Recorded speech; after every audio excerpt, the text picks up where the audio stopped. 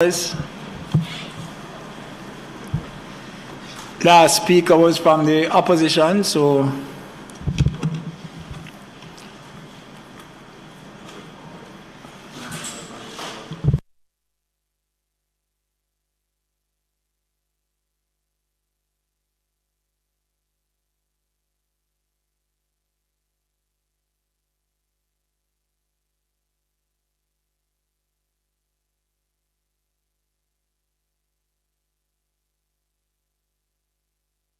Mr. President, we had suspended the debate at the earlier part of the session. Might I ask that the debate on the National Identification and Registration Bill 2021 be continued? you have heard the question, members. All in favor? Any against? No? Ayes have it. Mr. President, not only do the ayes have it, but it is proposed that the debate continue with the presentation by Senator Hill. Okay. Senator Albin Hill.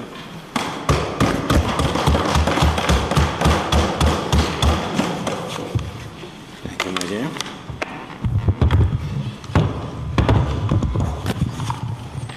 Mr. President, it gives me really great pleasure to stand on the Senate floor to support this landmark piece of legislation that we now call the National Identification Registration Act. Most people are going to call it NIDS most times, but they'll refer to their national identity card as well, but NIDS is really what is going to tell you what we're talking about. Our leader of government business has given a smart and fulsome outline of this unique and very important new piece of legislation. The principles and themes of this act cover a wide range of critically important features which will prove their usefulness to the Jamaican people. The Act champions confidentiality, data protection, and ease of access and use. I will look right across at Senator Motley. Voluntariness. It is voluntary. It is not forced. You own your own data. There's security and confidentiality. Prevention of identity theft and identity fraud. Now, you know, this is Friday evening. I thought people would want me to get out of here quickly, but they start disturbing me already. Senator Crawford, deal with them. Sorry, Mr. President. That, not you. I'm giving it to the lady. I support it for the...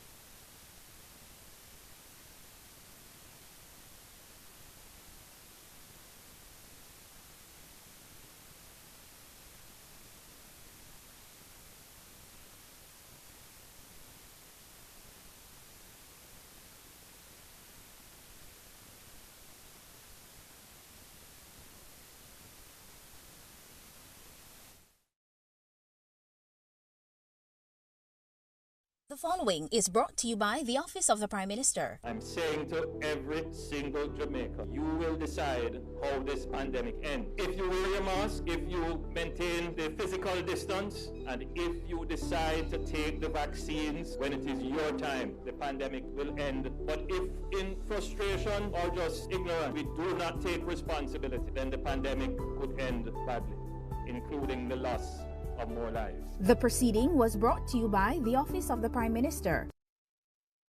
Become the hero on the scene by taking the COVID vaccine. Be a hero for your loved ones and get the COVID-19 vaccine. Visit a vaccination site to take your first or second dose of the AstraZeneca vaccine, or be one and done with the single-dose Johnson & Johnson. Visit www.vaccination.moh.gov.jm or call 888-1-LOVE to find the site nearest you. Jamaicans, the vaccines are proven safe and effective. Let's get vaccinated so we can get back to life. A message from the Ministry of Health and Wellness.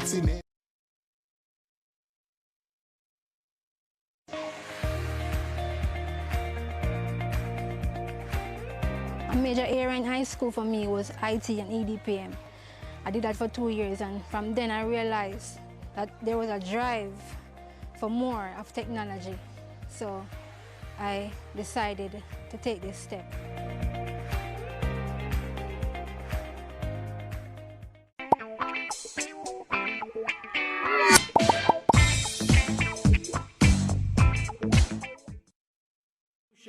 Can then conduct business with the holder acting with the certainty that the unique NIDS ID alone, will accurately identify the right possessor of that instrument. Furthermore, institutions will be able to set up arrangements with the National Identification and Registration Authority to verify card holders without them, that is the institution, having access to the person's biometric and other identifying data. That, Mr. President, is really a novel thing in this country, and it is going to change. People don't understand the way the NIDS is going to change how we operate in this country. But let me tell you more. What does this mean, Mr. President? Is that the ordinary citizen will now have something unique to them that will make them equal to anybody else in our society. A society objective for which we have been working towards for a very long time. It means that once a citizen or resident secures his or her NIDS card, or NIC, that person can interact very easily with any government institution, any financial institution, any security institution or apparatus, and any other person in the Jamaican society, because that NIDS ID securely identifies the rightful owner through her or his unique and digitally stored identification marker. So, Mr. President, the pan chicken man from St. Thomas to Westmoreland, from St. Anne to St. Elizabeth, and everywhere in between, every single pan chicken person can have his or her unique NIDS ID. The fisher person from Pedro Keys to the east of Moran Point can have her or his unique NIDS ID. The goat farmer, Senator Crawford, in St. Elizabeth, Manchester, or St. Anne, can have her or his unique NIDS ID. The chicken and egg farmer in St. Mary or Clarendon can have his or her unique NIDS ID. The taxi driver from anywhere in Jamaica, and they are everywhere in Jamaica, Mr. President, can have his or her unique NIDS ID. And so, Mr. President, can the rich, prominent lawyer, wealthy real estate developer, Senator Bunting, or banker, or business tycoon, or rich housewives, Senator Motley, and any other rich person that occupy the hills overlooking Kingston or Montego Bay, they can all have their NIDS ID, Mr. President, and they are all equal, from the hills to the planes, to the taxi driver under the National Identification and Registration Act. There couldn't be a more inclusive system put in place in our society than NIDS. Very inclusive. When we link, wait, I'm going to use egalitarian and you are coming up. I'm going to incorporate all the words. You will have nothing on which to campaign. When, Mr. President, we link the new NIDS identification card with the recently developed and soon to be launched, Senator Crawford, digital wallet, which I know you will love. And it's coming, I'm told, can't be sure, early in the first quarter. We will see a lot more vendors in markets and on the street who we would, up to then, consider to be outside of the formal economic system, now operating with a bank machine, franking card, debit cards to charge for their products and services, but they are really operating as independent entrepreneurs, this time securely avoiding scammers by requiring NIDS, the secured, unique NIDS ID from their customers who they need to be certain about. They will be operating with the ease that a digital society brings, but with the certainty and security which the new NIDS ID will bring to our citizens. It's a wonderful development, Mr. President. Many may not even be able to read and write, Mr. President. But the data we have from India, where hundreds of millions of Indians are registered in their unique national identification system known as Aadhaar, suggests that tens of millions of Indians who cannot read and who normally would have been under the thumbs of middlemen to get their benefits from the government and their substantial benefits that the Indian government gives to its poor, have been released from this criminal oppression because now the government sends their benefits directly to bank accounts which the government of India encouraged by putting in the first small deposits. The uneducated and even illiterate persons in India can transact business in a cashless kind of manner and arrangement, still not being able to read and away from the claws of criminals. I almost mix them up there with something else. NIDS will help a great many more people to engage in what will now become a more inclusive, formal economic system, Mr. President. Minister Clark will be happy. He will be happy. Think of how he will be happy first because he will be giving them benefits, but benefits will come back. Think of how efficiently and quickly the Ministry of Finance will be able to transfer benefits to all those new verified accounts. Not on the system now, can't find them, don't exist. And so avoid some of the delays experienced in the COVID pandemic transfers. Those can be behind us. The Andrew Holness administration, Mr. President, is very proud to be leading this change in Jamaica. And we do it. Then, improving national equity. That's another point I want to look at. Mr. President, in the last 2 decades, an international cry of concern, which grows louder every week. Notice, you're going to like this part, Senator Bunting. Wait till I come to the economists. All of them left-leaning. Almost equal to that of climate change. That's how loud the cry has been. With the same gravitas, but with possibly a little less urgency, is the one about social equity. In a society such as ours, where the poor are voiceless and sometimes, many times, without a clear individual identity, they slip under almost every radar that would measure social equity, are assigned to a painful poverty. The NIDS ID will not end poverty. Do not misquote me. I am not saying the NIDS ID is going to end poverty.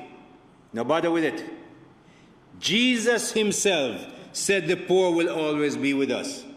However, he attended primarily to the needs of the poor as an example that we should do everything we can to reduce the poverty that causes so much pain, anger, depravity, and even death.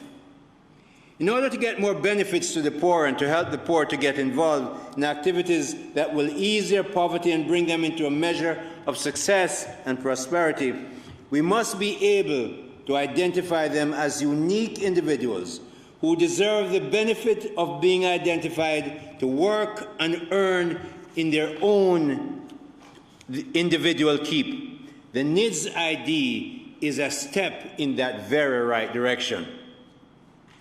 I've already discussed how the NIDS ID card will bring us a significant improved measure of inclusivity to tens of thousands of Jamaicans.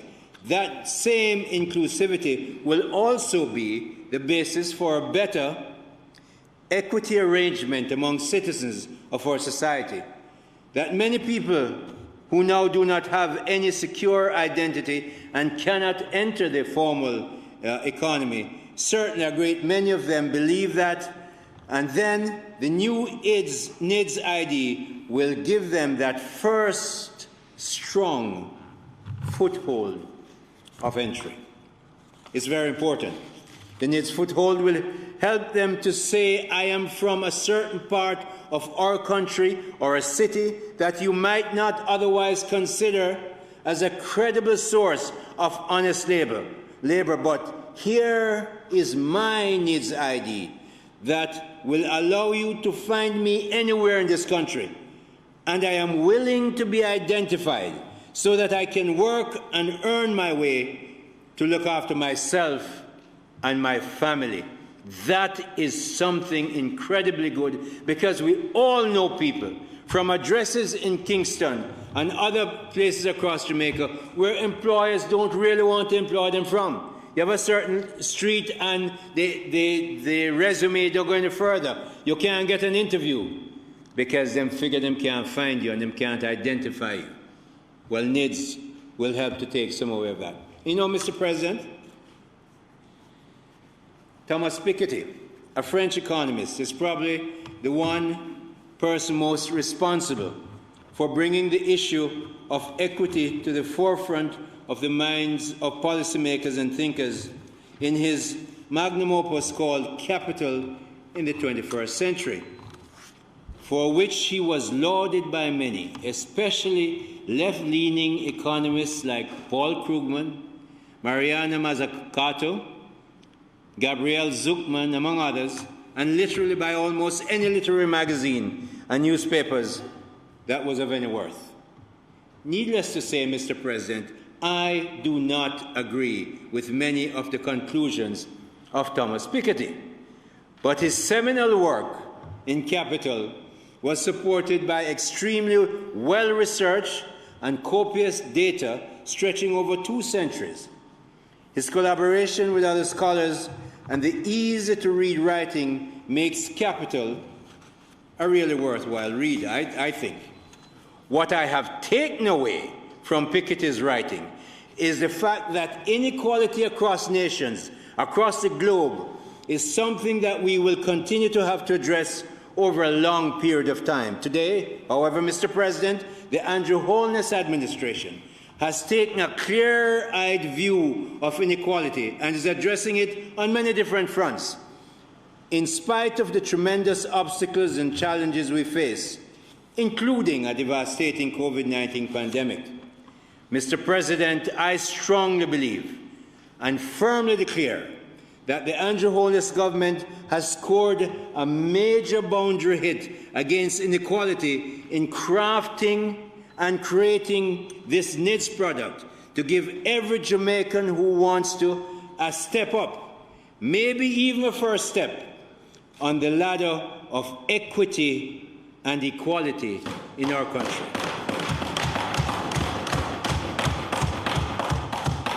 So, Mr. President, I'm going to tick the box them and sit down. There were a number of characteristics that we wanted to be enshrined in the National Identification and Registration Act to make sure that the NIDS ID would be the product of the best practices that exist in the world today. Data protection, tick, Senator Crawford. Privacy, Senator Scott-Motley, tick. Prevention of identity theft, I won't call anybody. I'll just say tick. Everybody.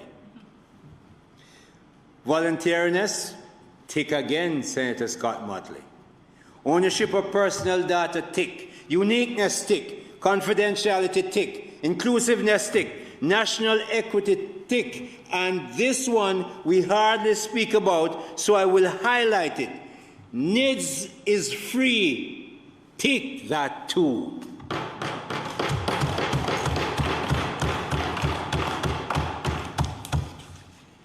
So, Mr. President, all that is left for me to say is that NIDS is an excellent, egalitarian, digitally accurate product to enable personal identification, freedom and access to every Jamaican citizen and eligible resident.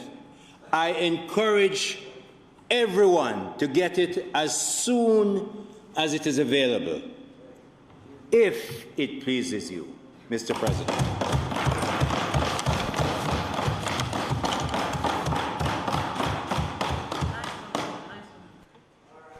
Thank you, Senator Hill. Senator Allen.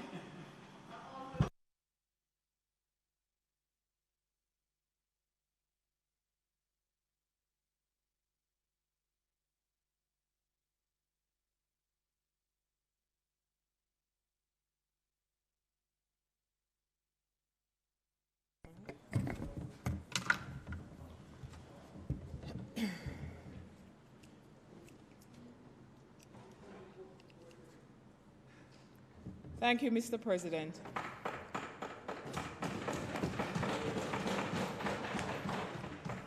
You know, I don't know about the president who drove in, I'm assuming this morning from Montego Bay, but when I learned that we were debating the NIDS bill, I sort of got a little prepared. I prepared myself because of the historic sitting a few years ago.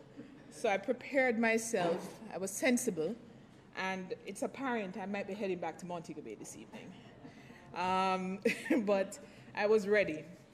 And just like our lead on this side mentioned, there's obvious support for the bill. And based on the work that has been put, in to take us to this point, it's obviously commendable. And we're at a stage now where some of us who might not have been involved in the process from the beginning might need a little clarification or a little comfort in some of the areas just to make sure that as citizens, we are all pretty satisfied with the intention. Because as the Memorandum of Objects and Reasons states, that the NIDS, the National Identification System, is intended to provide a safe, reliable, and robust verification and authentication of identity information for citizens of Jamaica and persons ordinarily resident in Jamaica, thereby allowing for the strengthening of identity security, cybersecurity, and the simplification of bureaucracy. So the intention is pretty clear, but sometimes intention and what is possible need a little clarification just to make sure that we're on the same page and heading in the same direction. My focus today is really on Section 25, which the Minister spoke to and as one of the key areas of the bill. Well, everything in the bill is key, but I understand and appreciate because it has to do with authentication and verification, which I'm sure everybody wants to be satisfied and comfortable in the processes that have been established or being proposed to be established. It's to be noted that the bill includes two types of identity verification processes. Identity verification takes place during the enrollment process, which is in Section 12, and is focused on verifying the veracity of identity of the individual seeking enrollment in NIDS. The verification definition included in Section 2 relates only to this type of verification. However, the bill empowers the authority to perform a second type of verification in Section 25(4), which says the authority shall retain for a period as may be prescribed, a record of each request for authentication or verification under this section, including a statement of the manner in which the request was determined.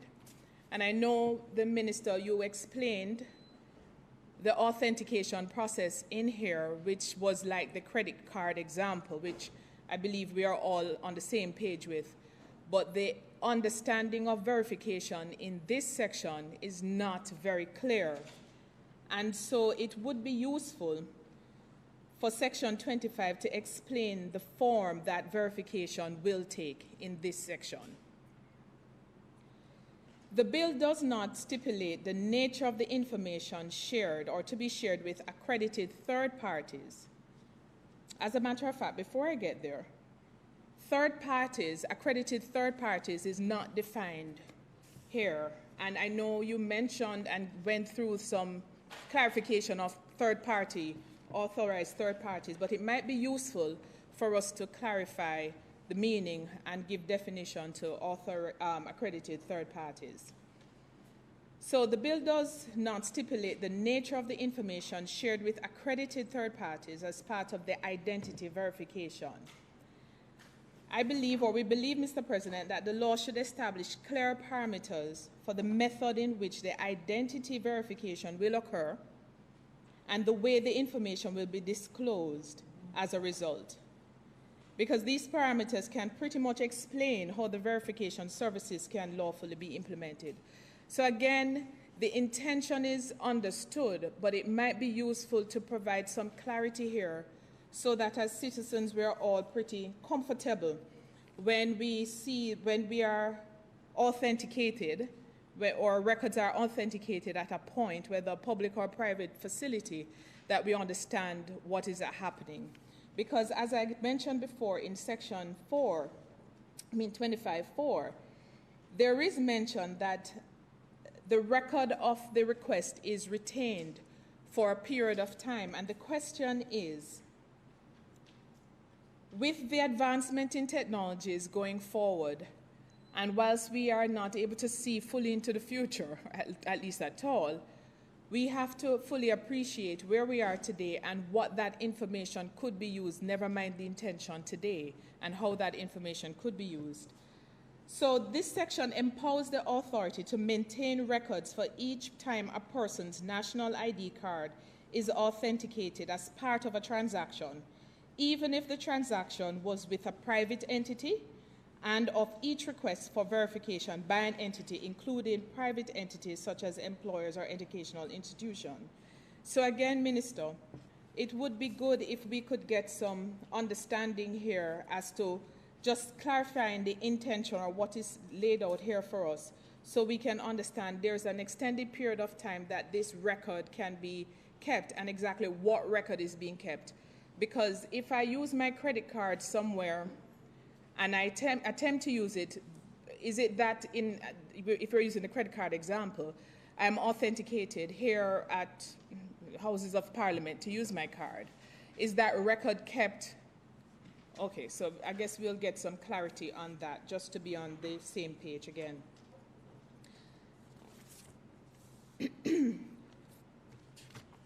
Now, if we look at Section 25(8), it says here that the authority may, in such form and manner as may be prescribed, provide to the statutory body or agency of government whose functions include the collection of statistical data, or who, in connection with the performance of its functions, requests from the authority any statistical data, any anonymized statistical data, not including the identity information for any enrolled individual.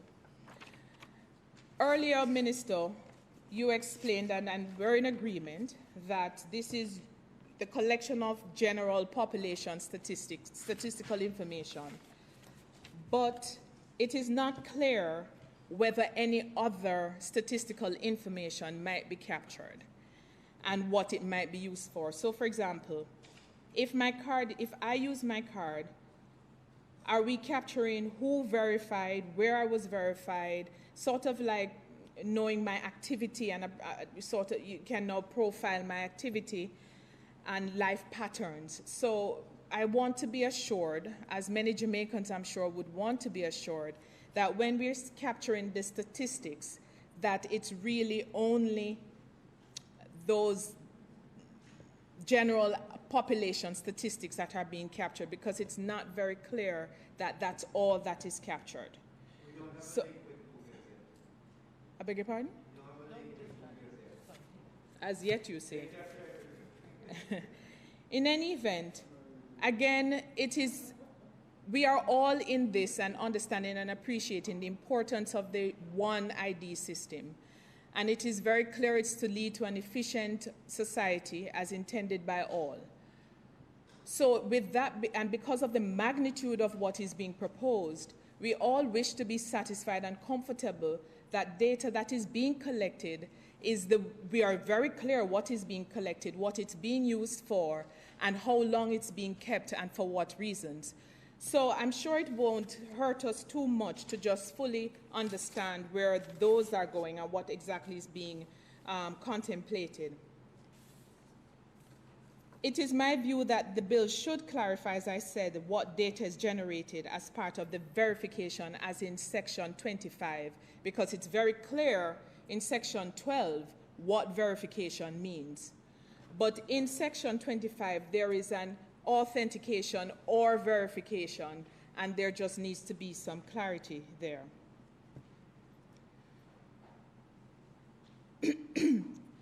Minister made mention, and I was very pleased because it was one of the questions that I had, and that's because it's not stated here, with regard to this the separation of data and the databases.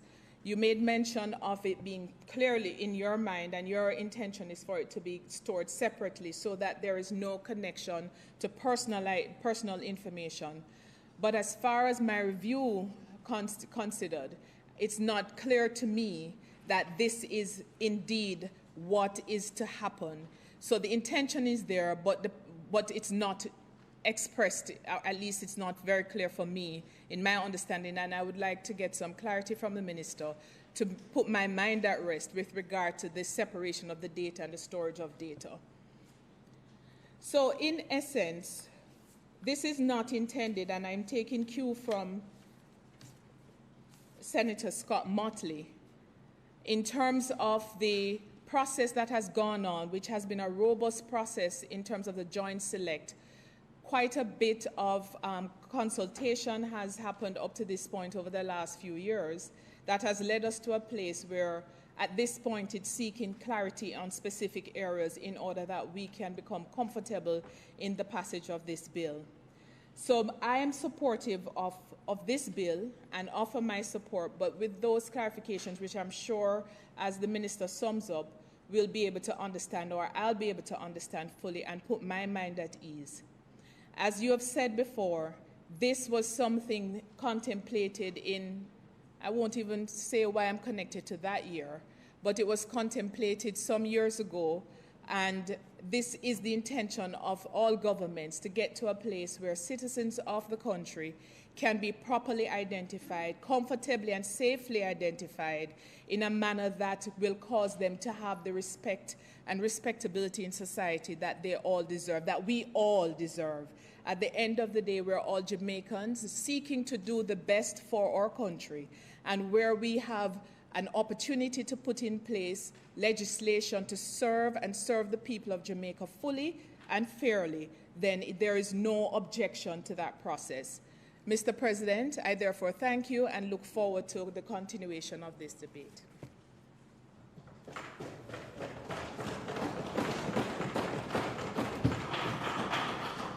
You have left everyone guessing on the years that you were making reference to. Senate. Senator Golden Campbell.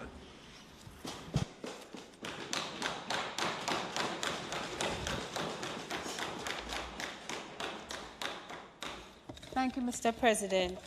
My desk is still packed up with my papers because I didn't have a crystal clear plan to speak today. But I don't have anything to put on it, you know. But Mr. President, I want to make a few comments. And if you see me taking my glasses on and off, it's because I need it to read, but I can't see Senator Scott-Motley with it. So, you know, in the course of looking at this bill and appreciating what I consider to be a really big picture in terms of the scope of this bill and what it does, what the National Identification System is going to do. And I won't repeat what Senator Hill so ably pointed out about the various categories that are impacted by this bill. But I want to share a story with you, because years ago, when I graduated from university and returned to Jamaica, I spent about 5 years home before I returned to the United States to study, to go to graduate school. And when I got to New Jersey, to Rutgers University, I discovered that in my absence from the United States for the 5 years that I had been absent, someone had taken out credit cards in my name, something to the tune of 20 to 30,000 US dollars at the time. This was 1997, because they had somehow gotten a hold of my Social Security number. And so they were able to go into department stores, fill out paper applications, write down my number, sign their own, sign my name with, you know, not trying to sign my signature, so the signature was obviously not mine. And I was then, Mr. President, unable. You can imagine now, I'm in my grown-up years, you know, so when I left for university, I was still a kid. Now I'm going to graduate school, I'm a big girl, so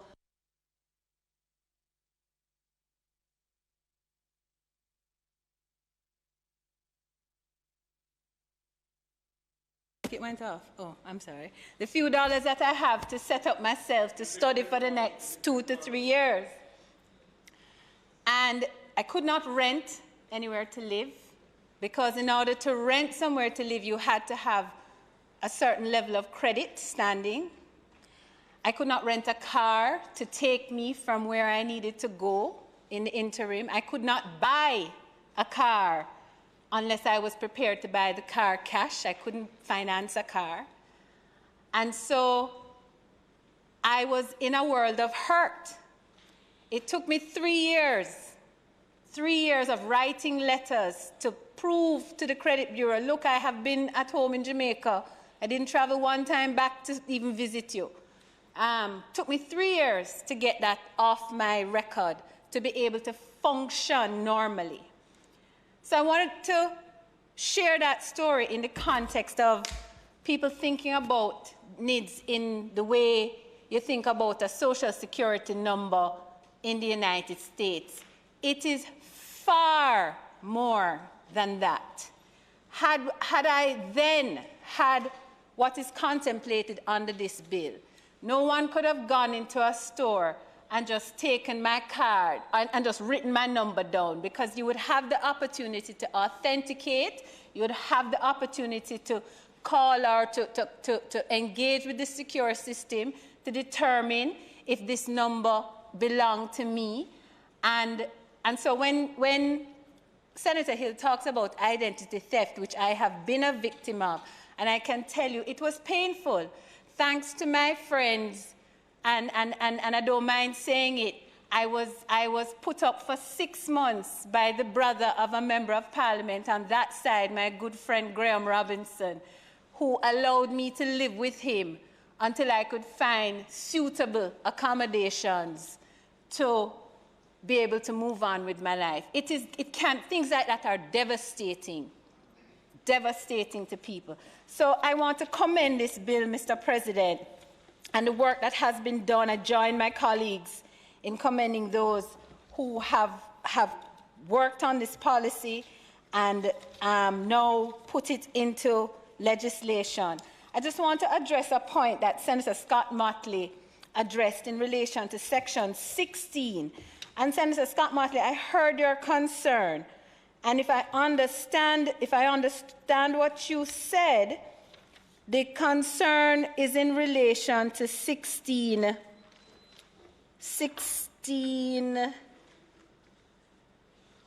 12, right? So a person who without reasonable excuse fails to notify the authority of the loss, theft, damage, mutilation, or destruction commits an offense. And I heard your concern. I don't share it, though. And I don't share it because, you know, I think much has been done to ensure that the framework is extremely protective of the data that it captures, of the cards that it will issue.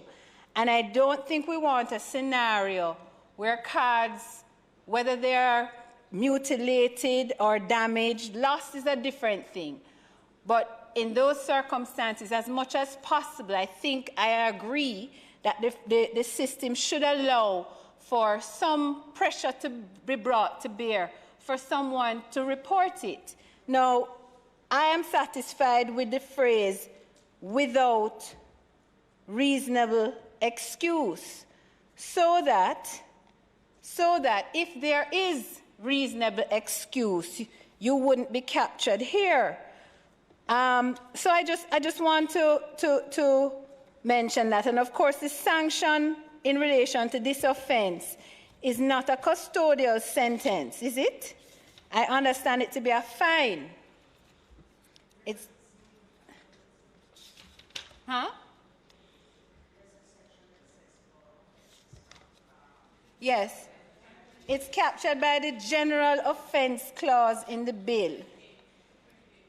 28.1. Thank you very much. As I said, I didn't prepare to speak, but I have read my bill. To a fine not exceeding $500,000. And so there's no custodial penalty in relation to that. So I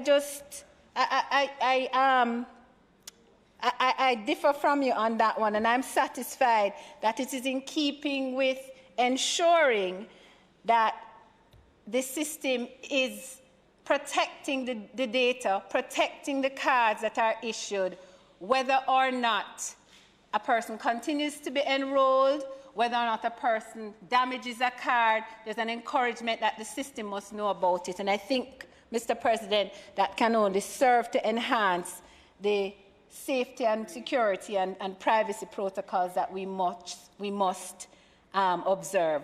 But I share another aspect of it, Mr. President, and then I'm going to sit. Because with a system like this, one of the things we have to understand as citizens is the level of confidence that it instills in how we do business in Jamaica. If you're engaging with Jamaicans and you can be assured, or engaging with Jamaican entities and you can be assured that scamming and that kind of fraudulent activity is likely to be lower rather than higher when you have these kinds of protective identity systems, then there is far better commerce and trade that takes place. I had the experience myself 3 weeks ago. 3 weeks ago. Microsoft United States do not accept bank Visa debit cards from Jamaica. You cannot pay for your Microsoft 365 software system, which most offices use, with a debit card from Jamaica. Why? Visa debit. Visa debit. You can use a credit card, but you can't use a Visa debit card where the cash is coming straight out of your account and going over to Microsoft. Because of the reputation we have, because of the problem we have with scamming, because of how we're perceived, because the systems in place we don't have a system in place that can assure a merchant who he's engaging with, and so he can be certain that when he transacts business and offers you a good, that the money that is coming from you, and you are the person who is getting the good or the service, right? So I expect a completely different response from the international community in relation to how they do business with Jamaica, certainly, especially when it's online, internet-driven businesses. And I leave you, Mr. President, with this one. I hope I'm not repeating myself in the Senate. I told you about the math book. I tell you about the grade 4 math book. No, I don't tell you. I'm going to tell it today. New Capital Arithmetic. Who remembers that book from primary school? We're aging ourselves. That, I don't think they publish them anymore. Years ago, I was looking for these books. Years ago, I was looking for a copy of these math books to teach my children math as I learned it at home. I found one copy. It was in London. And I Googled, and the name of the author, I'm not remembering his name now, I found a telephone number for him. So I called him. For argument's sake, he was Mr. Williams. I say, "Hello, Mr. Williams. I'm calling from Jamaica." Click. He hung up. I didn't think anything of it. I called him back. I said, "Hello, Mr." I couldn't get to the Williams. Click. He hung up. Eventually, I was so mad, I found his email address. I wrote to him, and I said, "How rude you are. I am calling you to inquire about your book, and you're hanging up the phone on me." Well, he emailed me back and said, "Please call me back." And I called him back, and his response to me was this: "The minute I heard you were calling from Jamaica, I thought you were a scammer." Right? That is the perception. And people feel unprotected because there's no system that verifies who we are. I welcome this system, Minister Johnson-Smith. I thank the team for all the hard work that they have done putting this together and bringing it before us.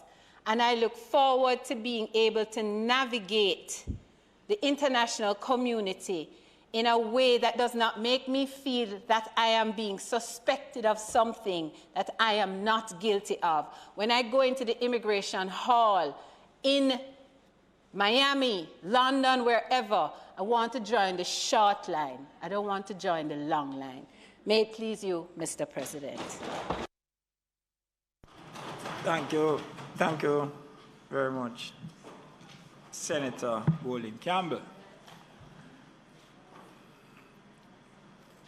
Senator Crawford. Thank you, Mr. President. I'll be very short. I was preparing for a State of the Nation. Myself and Senator Williams, I keep saying Delroy, would have been today, but they had a mash up with business. Yes, and I wear my nice suit today, but I'm a green suit. So, Mr. President, I must admit that I am not prepared, but two things came to mind that I'd like to speak to, because, Mr. President, I am not innately against NIDS. I'm not innately against NIDS. I had a very big concern about the mandatory aspect of it, which has been removed. And I'm very happy about that. But I'm wondering if something that Senator Golding said that triggered my attention, and it says that basically you had no issue with if they lose the card, that there should be some motive to report. and to put the system on notice. But I'm wondering if the grievance that we're seeking to correct exists. Because the real reason is that there is not ill use of such card. To put the system on notice, the real benefit is that if I should lose my card, somebody else can use it in my stead. I can see no other benefit to the system needing me to report, so much so that it will have a fine or some other punishment if I do not. But with all the features that exist, I propose that it is almost impossible for someone else to use my card. It would be different for a driver's license, for example, which don't have the features of the what you call them? The fingerprint, the this, the that. And you don't want a man to go collect some money from, what's the name of that place? From some of these FX places because he's a scammer with my card. But I don't think that with all the security that Senator Hill spoke of, that there's really a grievance. And there are many times, myself included, and I can speak for Senator Braham, that him just don't know where his things are.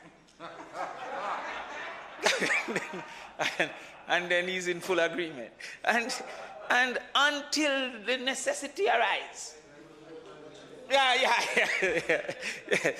I'm a little bit older than him asking me now. There was a time that he asked all the children, where is his things? But there are many people who, I've inherited that, are incapable. I can't find a credit card until I need that credit card. My driver's license is a photograph on my phone. I don't know where it is. And while I don't see the grievance being sufficient for yes, I show my phone. And fortunately, people cannot know my face. Huh? Well, them know my face. The identification is to say it is me. So I have to sometimes have a talk. I say, yeah, you. But I'm saying that the grievance don't feel sufficient in my opinion.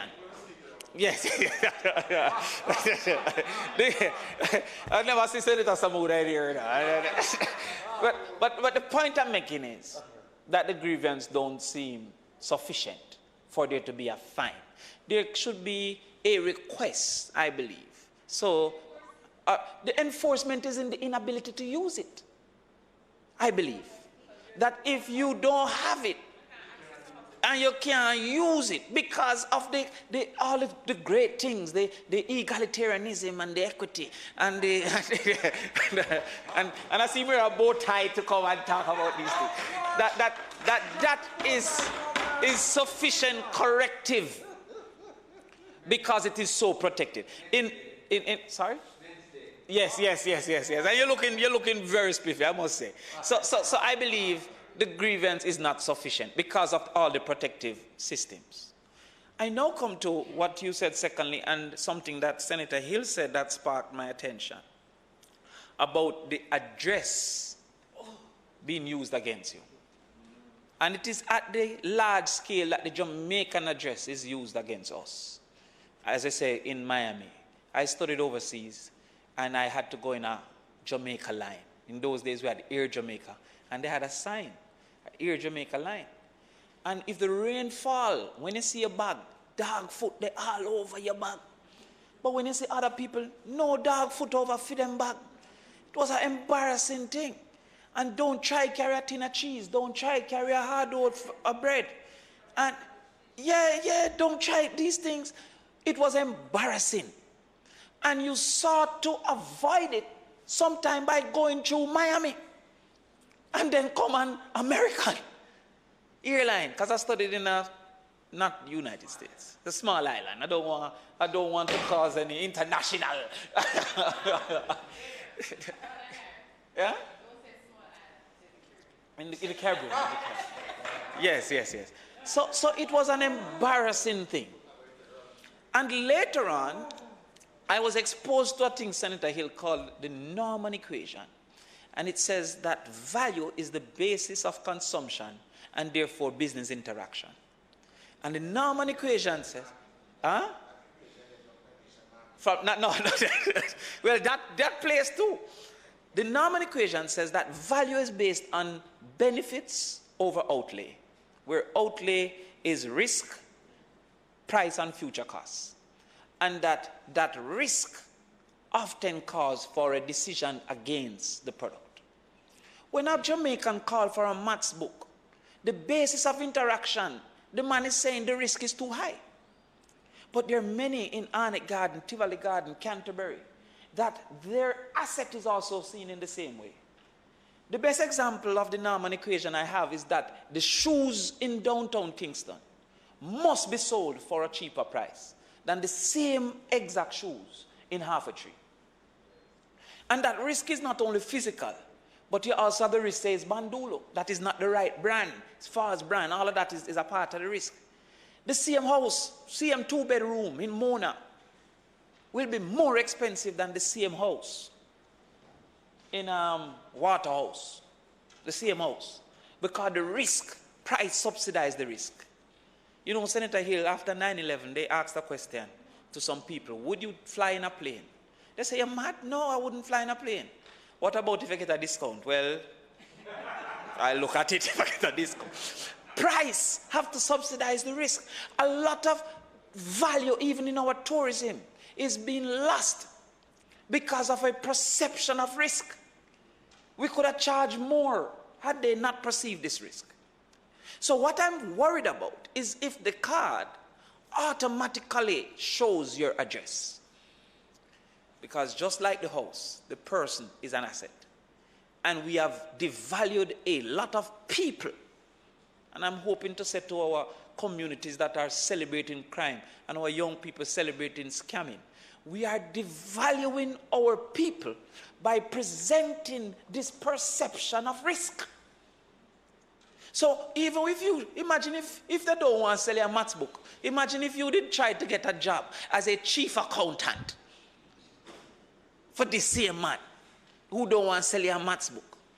How much jobs we apply for and just where we're from.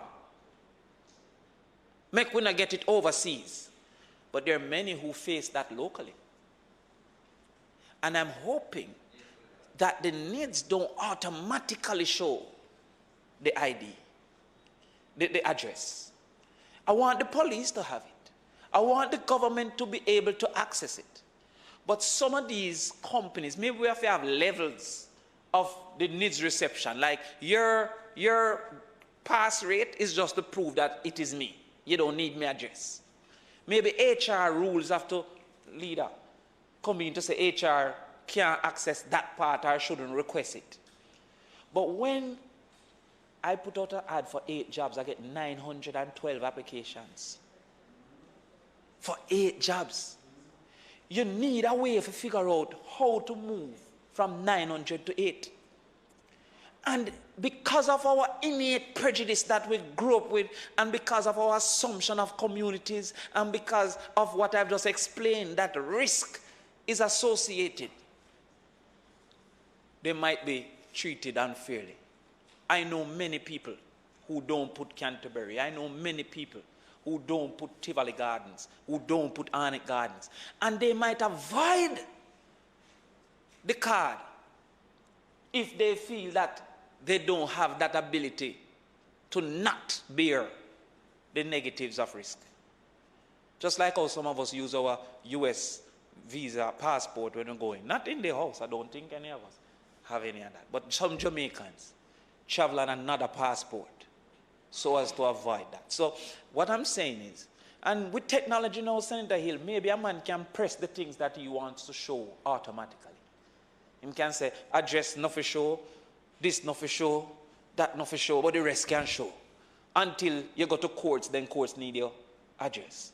But I don't want our young people from inner city communities whose community risk they try to avoid by not putting the address, feel that they have to avoid the NIDS because the address is automatic. And it's based on what you said, that it creates equity. But sometimes in the intent to create equity, we may reverse. I love when you agree with me. I just feel like I'm on point. Oh, it was involuntary.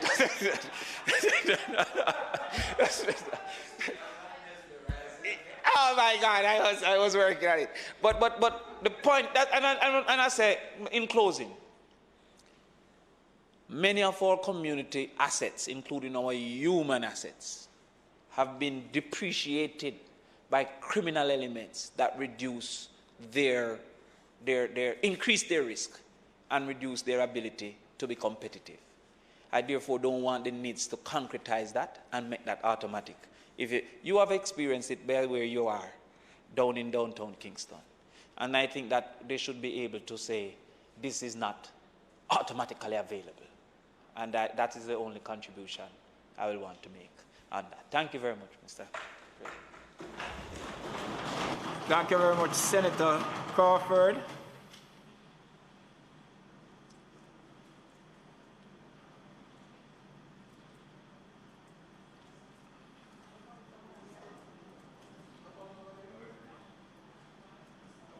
Senator Morris.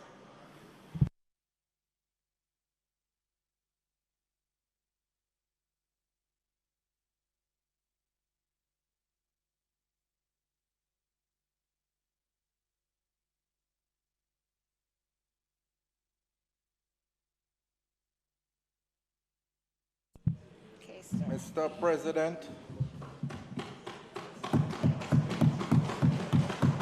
I rise to make my contribution to the debate on the bill entitled the National Identification and Registration Bill. And in doing so, Mr. President, I want to just recap and recall 2017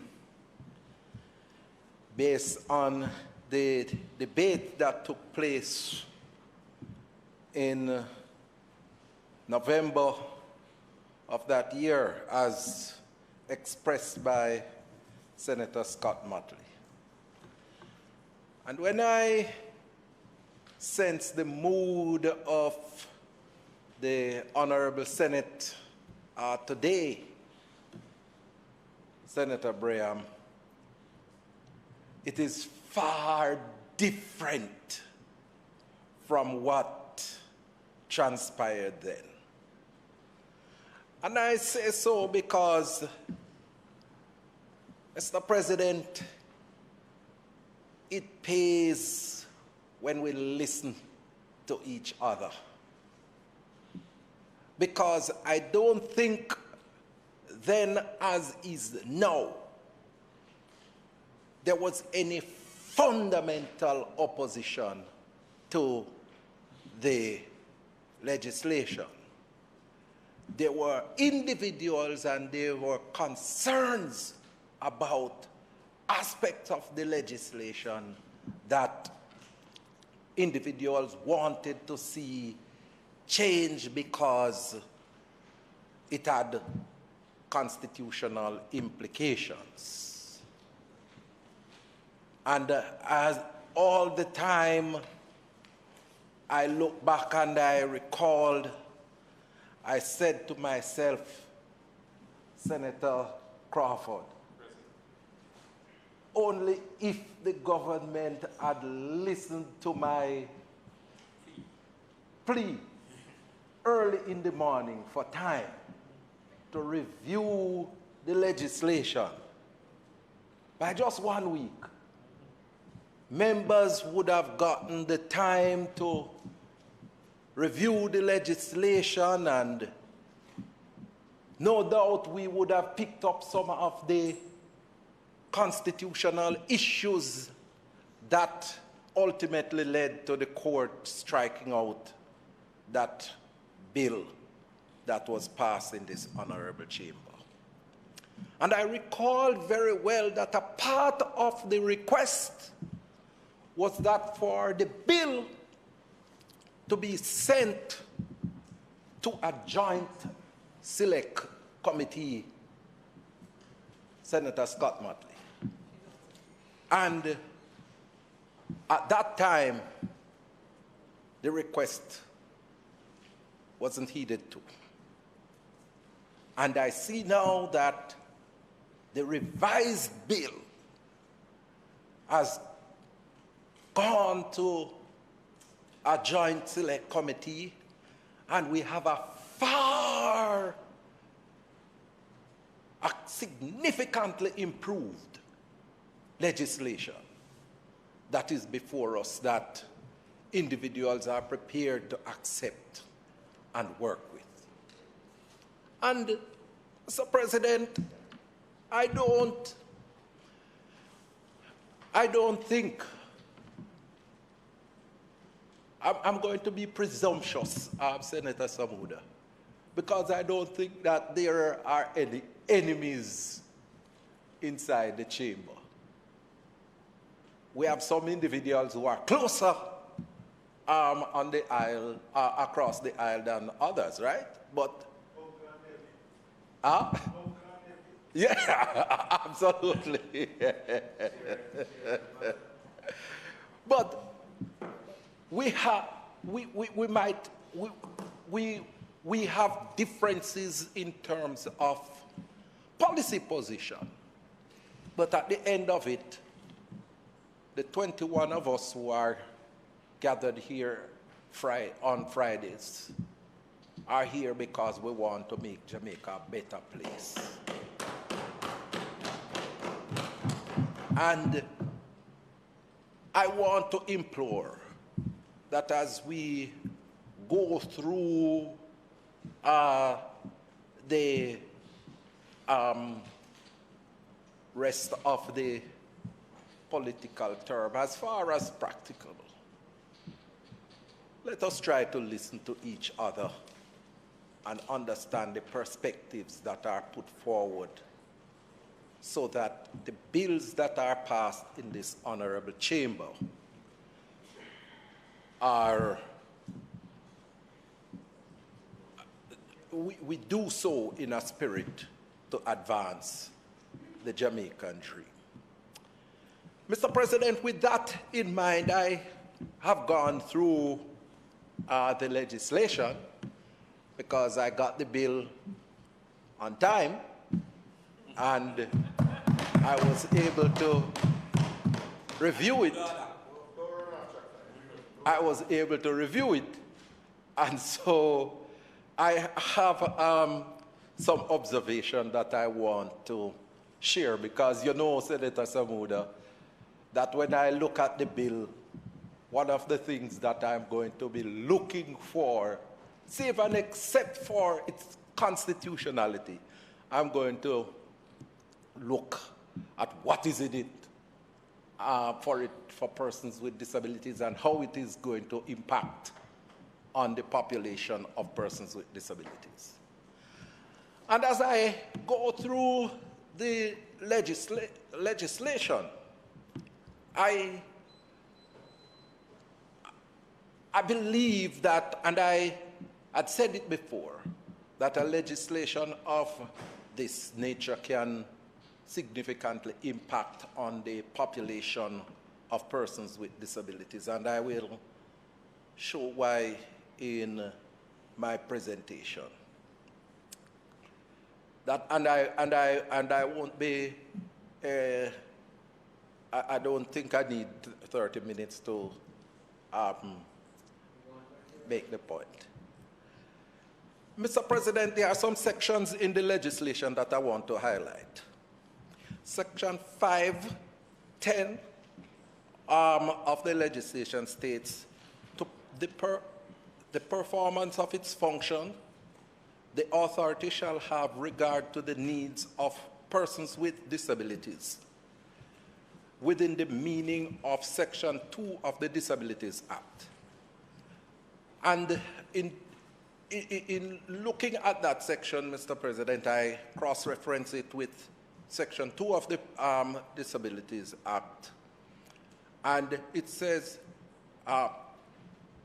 persons with disabilities within the context of Section 2 of the Disabilities Act states, persons with disabilities or where the context requires a person with a disability includes a person who has a long-term physical, mental, intellectual, or sensory impairment which may hinder his or her full and effective participation in society on an equal basis with other persons.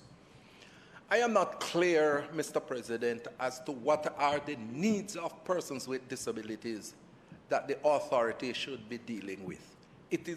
The legislation needs to be more lucid on this, because as it is now, I am not clear as to what are the needs that the authority should be dealing with. Section 9.1 highlights the establishment of national databases. The Disabilities Act in Section 13 requires that the Registry of Persons with Disabilities be established. Does Section 9 of this bill covers the registry established by the Disabilities Act? That's a question that I would want to answer in the debate. The JCPD currently issues a disability card. Will this function be subsumed under this legislation in light of the mandate of this bill? Section 10.1 of the bill states an application may be made to the authority in such form and manner as may be prescribed in subject to the provision of this section for enrollment of any individual who is eligible as national databases.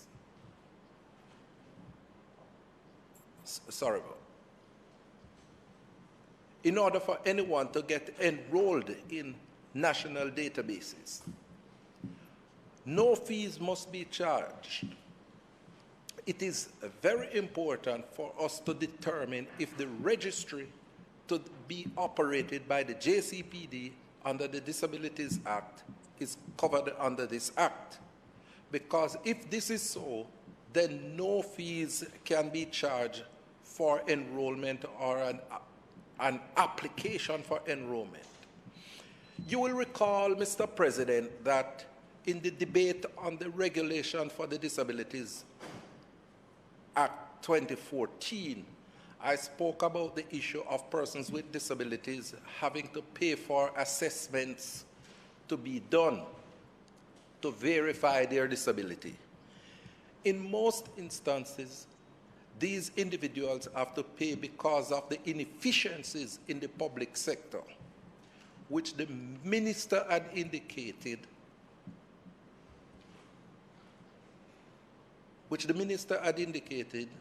would accommodate persons with disabilities. Some of the assessments are not offered in the public service, or the waiting list or time is very long in the public service.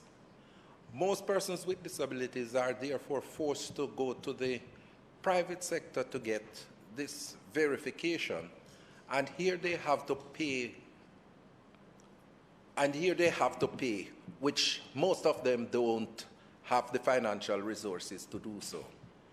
Bear in mind, Mr. President, if they do not get this assessment of their disability done, they cannot get registered on the database of the JCPD. And here is where we have a conundrum.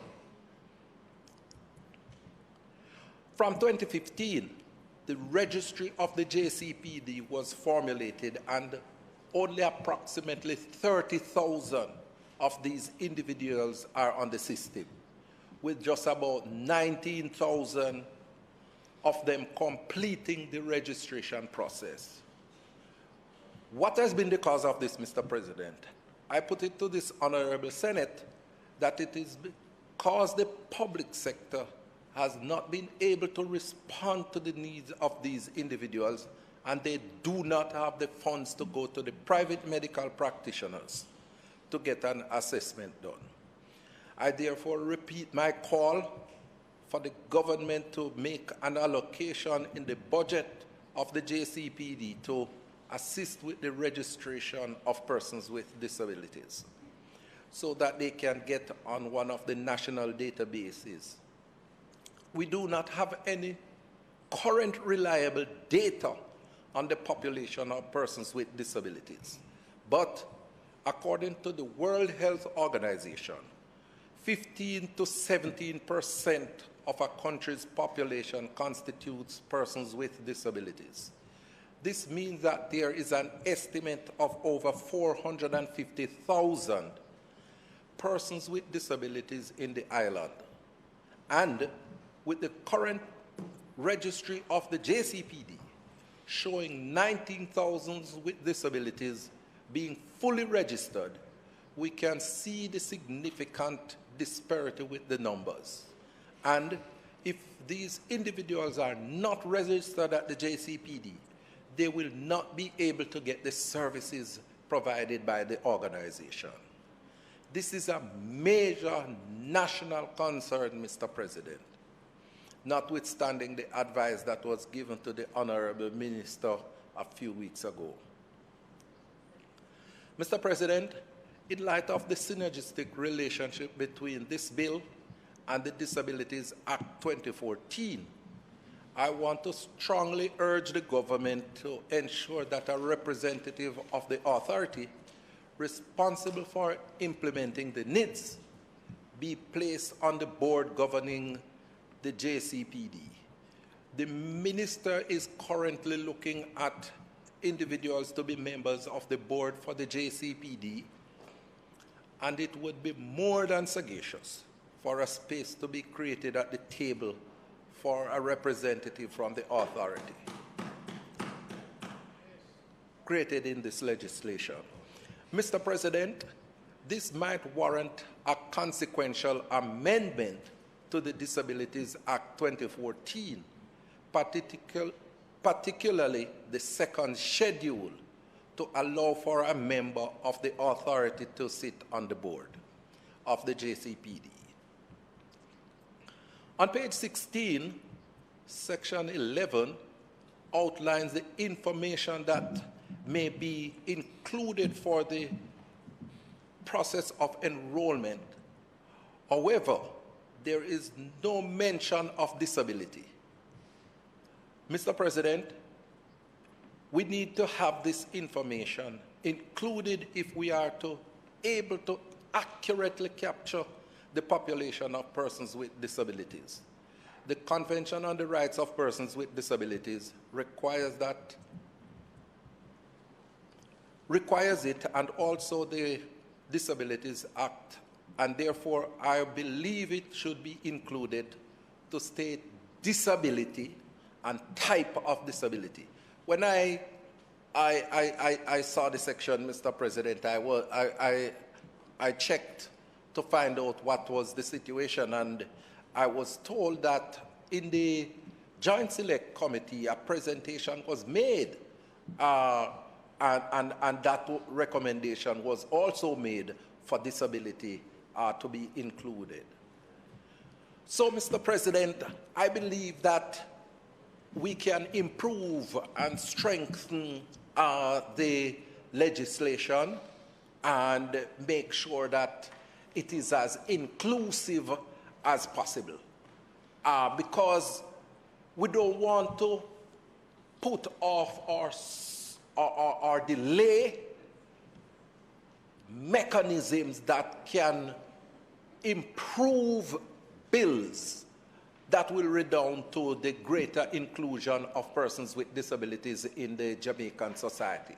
And if it is that the government is going to be implementing the Disabilities Act in come February 14, 2022, it is just prudent for us to make sure that we start putting in place all the measures that will fit in neatly to the implementation of that legislation. And with those comments, Mr.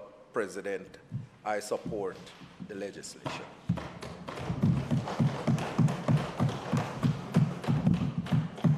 Thank you, Senator Morris. Senator Fraser.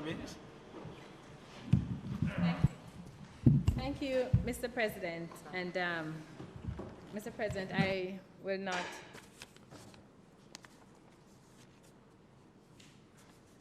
I don't intend to be very long at all, Mr. President, but I could not resist the pressure of my colleagues to say a few words, and particularly because the firm of which I was a member was the instructing firm that took this matter before the court. And to that extent, I believe that it is incumbent on me to say a few words. And I want to start off, Mr. President, by saying that what we're seeing here today really represents what happens when you have a listening government. And I want to, and it is not because the government of the day is a listening government, but because the government of the day, the government of the day, Senator Hill, understood that when the court makes a decision, the decision of the court must be upheld. And as Senator Morris said, the energy that we have today, we could have had 4 years ago, really. And it would have, but there's so many of you who were there then, it would have spared us so much time and money. But we are where we are, and again, this represents the importance of the Westminster system of governance, and we fully appreciate the role of the judiciary in ensuring that democracy is in fact alive in our country, and so I'm very happy. I am happy, Mr. President, because one of the things that we called for then, which was done, was a joint select committee. And the speakers before me mentioned the positive energy that came from the Joint Select Committee and the input of all the contributors, and how those contributions were able to define, recarve, and end up with a bill that allows me to not have the fire jacket I had when I last spoke on a similar bill. And if it's anything at all that we've learned as politicians, as leaders, is that consultation is not a sign of weakness, but it's also a sign of strength. And there is a lot that as a country we can benefit from when we allow everybody to have a say. And I think this bill that is being debated today and the echoes of support for it is evidence that consultation works and works well. And so, like my colleagues, Mr. President, I too want to state from the very beginning that I am giving my support to this piece of legislation. Notwithstanding that, however, I, unlike Senators Golden, unlike Senators Bunting and Scott-Motley, I wasn't a part of the committee, so I wasn't privy to all the discussions. I, however, former Senator Golden was in fact there. I, however, have some questions that I hope that the minister can answer in her closing. And I want to start on page 8. And it speaks to the functions of the authority, which is to introduce cost recovery measures for services provided. And I would just be so grateful to have a better understanding of what is involved in that, because throughout the legislation, and certainly when Senator Hill spoke, he said it with such conviction that it is free. And if it is free, then I'd want to have an idea as to where these cost recovery measures will come from. Save and except, I think there is a mention in the legislation that speaks to replacement cards, and there's a fee for that. So that's the first one. The second comment I have has to do with Clause 11.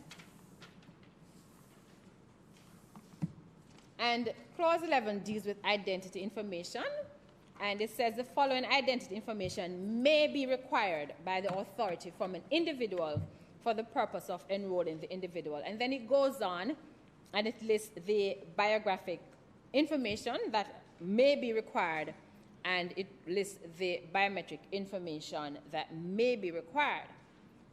And I wondered whether under 11(1)(a), whether we should not insert nicknames. And the reason why I say nicknames or pet names, that, depending on where in the country you're from, some call it nicknames, some call it pet names.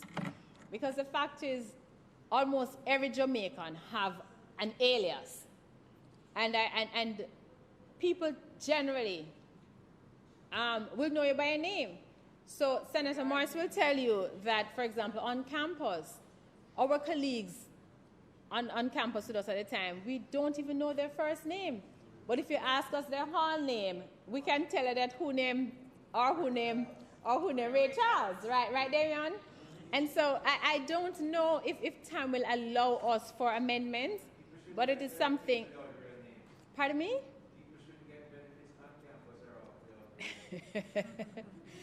That means you would not have any. But I'm making that recommendation. I'm making that recommendation. I don't think that we need to stay the bill for that. But I do believe that it may be useful to have a provision for alias to be inserted, to be included, yes, in that section. And I want to continue on section 11, because though it states that the information may be required, it goes on further and it speaks to the denial of the registration if certain information is not there. So I'm a little lost. For example, at 11.3c, it speaks to your birth entry number. And I wondered what happens in a case where you have no birth certificate. It says the application can be rejected if you have no birth entry number. The reality in Jamaica is that so many of us have no birth certificate. And I do recall in the discussion then, which is still pertinent now, there was a concern that one of the reasons why we wanted to move ahead with it was so many persons don't have a birth certificate, and the RGD has constantly having to be doing late entry. So I wanted to have some clarification, particularly in light of further down when it speaks to what can be done. But there seemed, in my mind, I believe that there should be some clarification for that. And I wondered whether 12.2a is a fallback position. So you could just clarify that for me. All right. So that's it. Clause 14 that deals with cancellation. So one of the good things about this piece of legislation is that it is voluntary. And another good thing, Senator Hill, is that the idea or the issue of informed consent takes center stage, which is something I support fully. But when you look at clause 14 that deals with cancellation, it says you can cancel, you can request your information to be cancelled from the system, but there's no provision for your information to be deleted. So I wondered whether we need not think through it a little more, because if I choose to be a part of a system and then I choose not to at a later point to continue my membership of it or my association, then I believe that my information in that system ought rightly to be deleted. Now, relative to the identification program, I can understand why not all information should be deleted. But, your name should be kept there, your NIN should be kept there. Those are things that I believe you should have on your fingerprint. Those are identifiable information and will help in the case of duplication or if somebody wants to come and use your data. So you can keep that. But I don't believe that all the other information needs to be had. If, however, need to be kept. If, however, the government thinks that it must be there, if they think you need to have your mother name, your father name, your date of birth, your address, if the government thinks that all that information must still be there in the system, even after I have chosen to cancel my membership, then I am recommending that under this section, I think it's section 10, that deals with informed consent, that the individual is told up front that at cancellation, the information is still going to be kept by the government. It's not stated there. It's not stated unless I have overlooked it from my minute reading of it, but I am open to being corrected.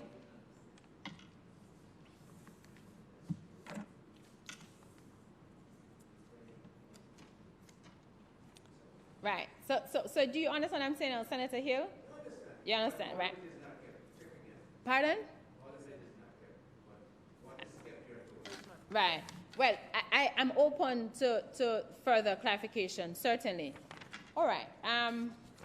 Let us now look at clause 16. And I know that both Senators Crawford and Scott-Motley spoke about it, and Senator Golden Campbell shared her dissenting view, which I do appreciate.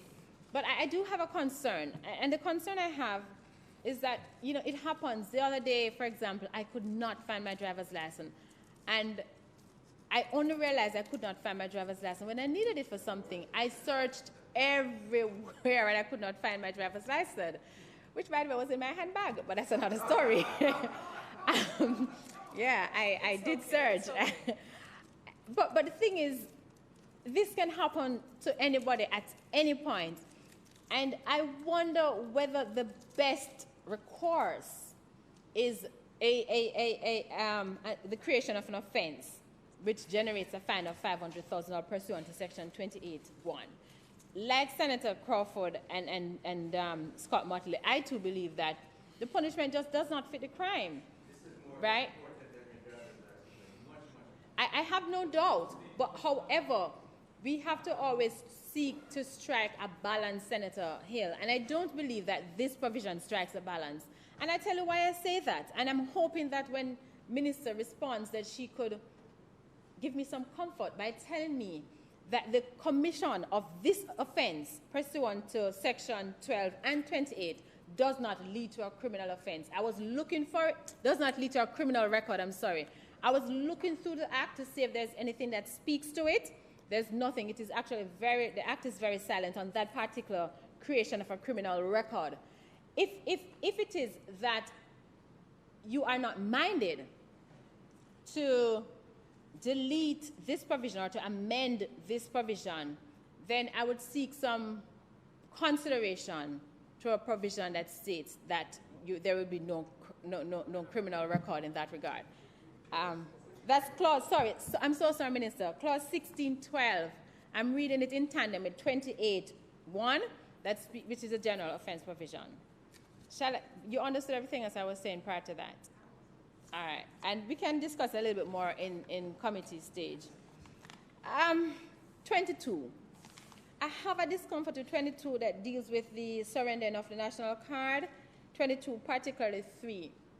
You know, Senator Braham, when my mom died, I was charged, but I didn't know I was charged, really. I was just the only one here in Jamaica, so I had to do it. And I was just amazed at the number of stuff she had, including government-issued stuff, some of which I had no idea what to do with them, yeah?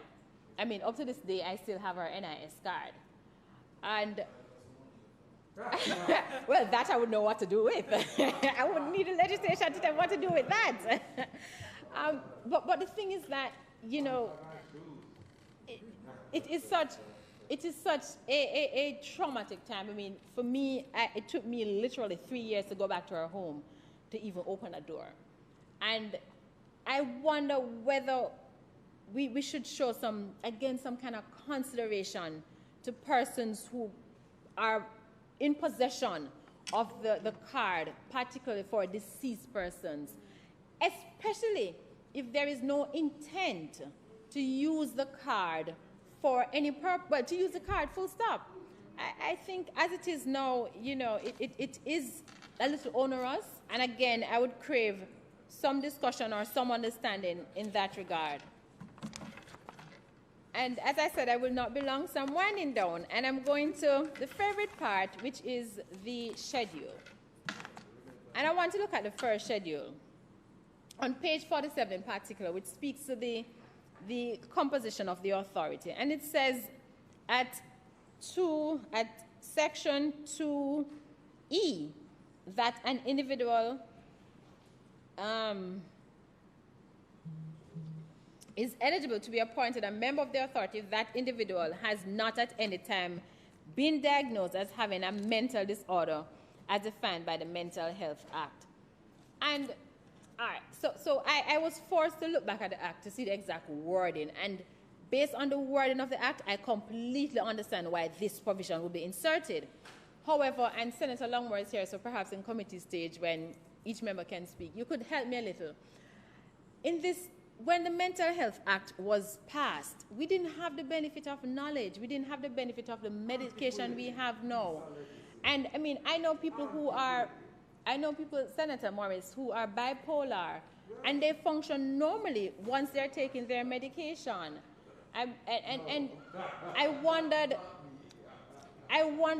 again, I'm not going to detain the discussion for this, but I wondered as progressive leaders if some consideration should not be given to persons, though they may be diagnosed with a mental disorder, but they are functional, more functional than some of us who have not been diagnosed. And I wondered whether, no, I'm really serious. It is such a serious matter because I know so many persons who suffer from mental disorder. Some are not functional, but some are quite functional. And I wonder whether this provision I can't say what I want to say because the mic is open. All right. So I think my point has been made, Senator Braham. And I have seen that provision throughout the different provisions in the schedule. I see that being repeated. And I am, Senator Braham, I'm not going to detain the passage of the bill for that. But certainly appreciate the position that I'm bringing forward. You may not agree, but I'm sure you'll appreciate the position I'm bringing forward that in light of modern medicine and the treatment that has been offered, that persons with mental disorder have been able to function and function normally. But there are many people who do. I can't say what I want to say because the mic is on, so I'm going to move on. Minister, again, on page 58, that deals with appeal tribunal, section 1, subsection 5C. I find the wording to be a little strange.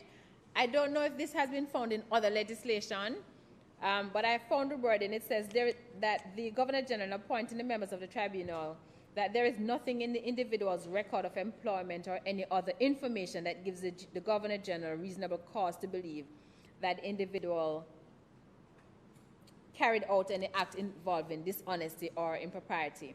I thought the wording was a little bit strange. And finally, my actual final comment has to do with the ECJ. You will forgive me because I did have to deal with a personal matter, so I had to leave, so I wasn't here for your opening. But I wondered whether you could, spare me a minute and just explain to me again in your closing the relationship between the ECJ and the authority. I know it's supposed to be like an oversight body, but I'd be so grateful if you could do that for me. With that being said, Minister, the only thing I want to add is the naming of a child, and I understand the idea and the intent, but I do believe that, if somebody wants to name their child Dash, they really should be able to name their child Dash. There are certain names that I would not support, and we know about the one at a prominent school Senator Braham would know about, and how insidious it was. But certainly we have to be very mindful how we go down that road. That being said, Mr. President, I want to state that I give my full support to this bill, and I believe that it does have the potential to help so many persons who, for different reasons, cannot have an identification card and are thereby impacted in just doing business.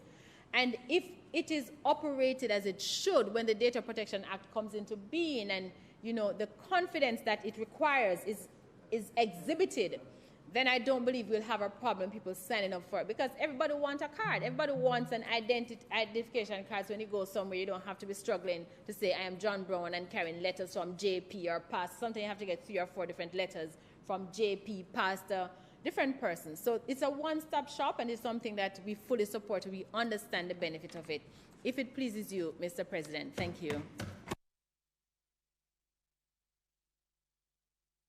Thank Thank you, Senator Fraser-Binns.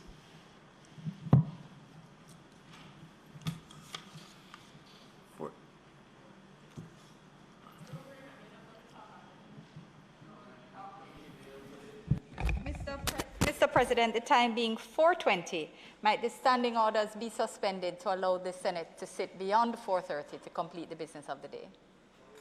The members, the question is that the Senate be allowed to sit beyond 4:30 to complete the business of the day. Those in favor? Aye. Those against? The ayes have it.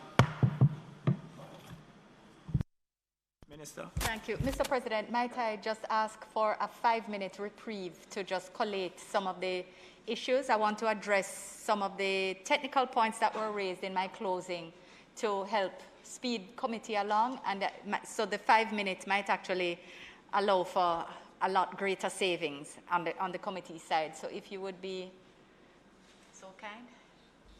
Fine. So we'll have a suspension of the sitting of this Honorable Senate for 5 minutes. Pardon me? We just a pause. But isn't it a suspension? It is a suspension. Yeah. Recess. We are going to suspend for 5 minutes. Thank you very much.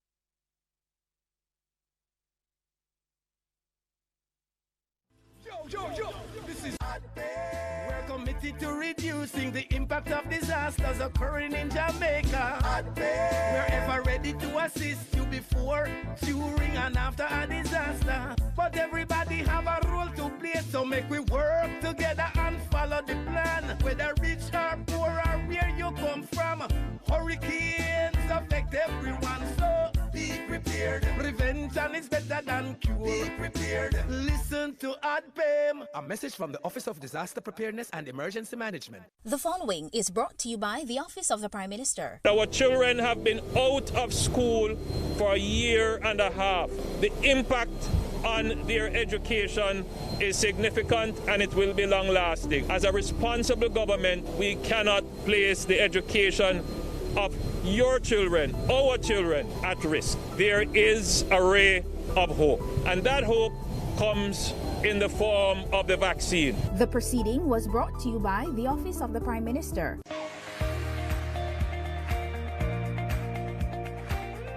A major area in high school for me was IT and EDPM.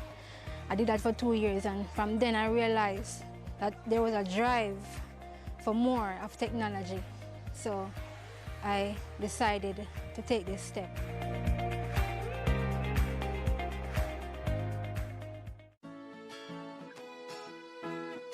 Crime is Jamaica's #1 threat.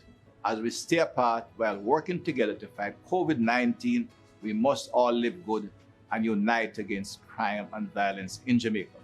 Live good means talk it out, don't fight it out. We must live good to build a safe Jamaica. Stay home, stay safe, live good.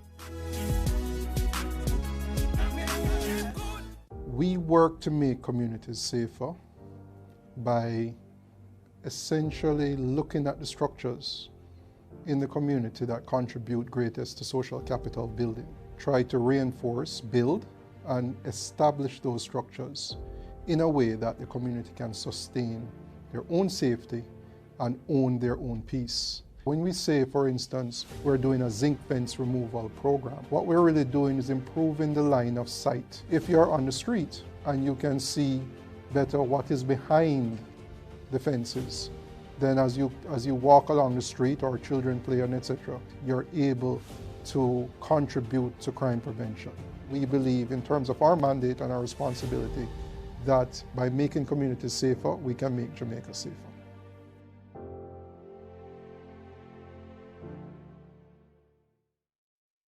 Here is a special parenting message brought to you by the National Family Planning Board, 5 Sylvan Avenue, Kingston 5. The way we treat our children directly impacts what they believe about themselves. That was a special parenting message brought to you by the National Family Planning Board, 5 Sylvan Avenue, Kingston 5. Reduce your risk of viral illnesses like the flu and coronavirus. Wash your hands frequently with soap and water. Cover your nose and mouth when coughing with a tissue and dispose of it. Avoid close contact with anyone with the cold or flu-like symptoms. If you think you've been exposed to COVID-19, stay home. Self-isolate immediately and call 888-1-LOVE. That's 888-663-5683. A message from the Ministry of Health and Wellness.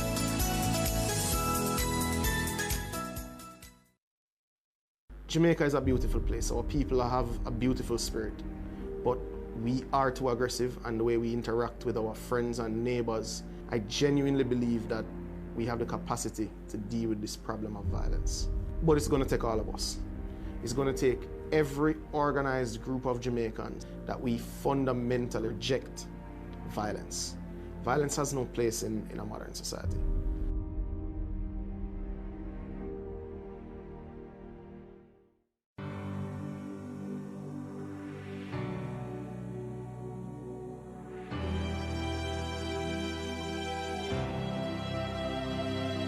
Sometimes it really feels like hope has left us with no option, and then sometimes we get so caught up in what we think life should be, and we've lost it all.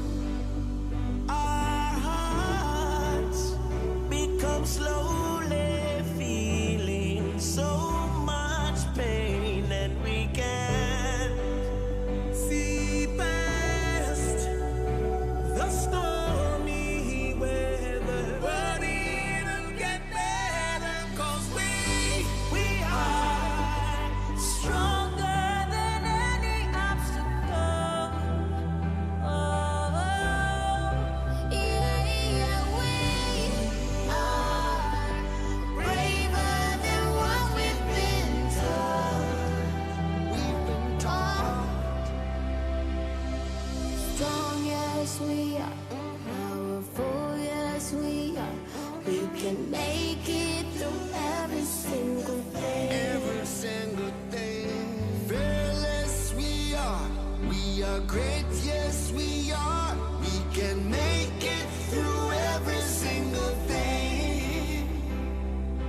Strong, yes we are. Powerful, yes we are. We can make it through every single thing. Fearless we are. We are great, yes we are. We can make it through every single thing.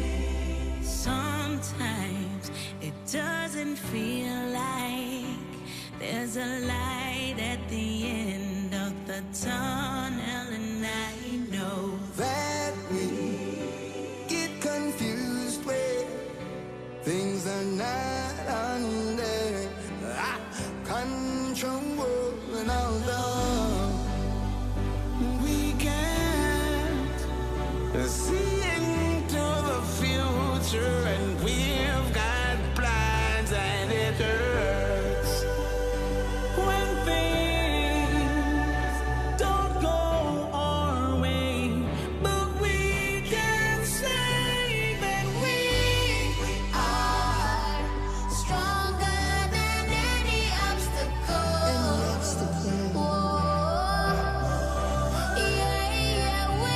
Yes, we are Braver than what we've been taught. We've been taught.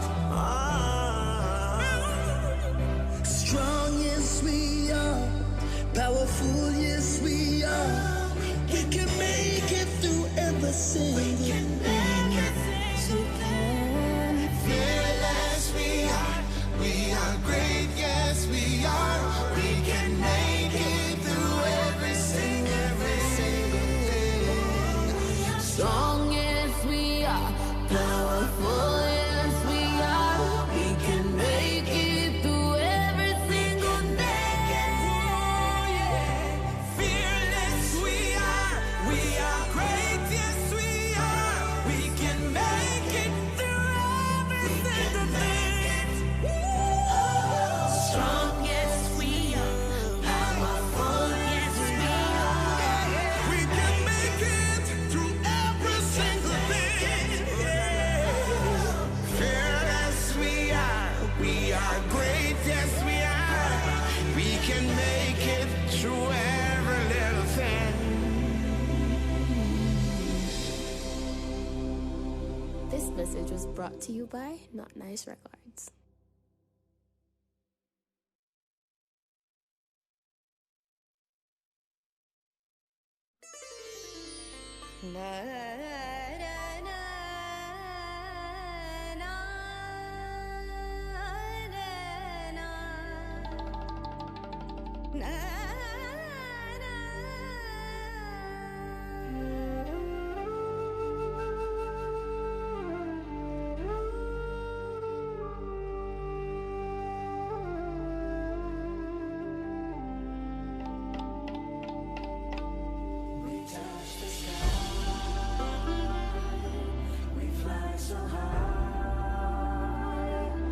We touch the sky with the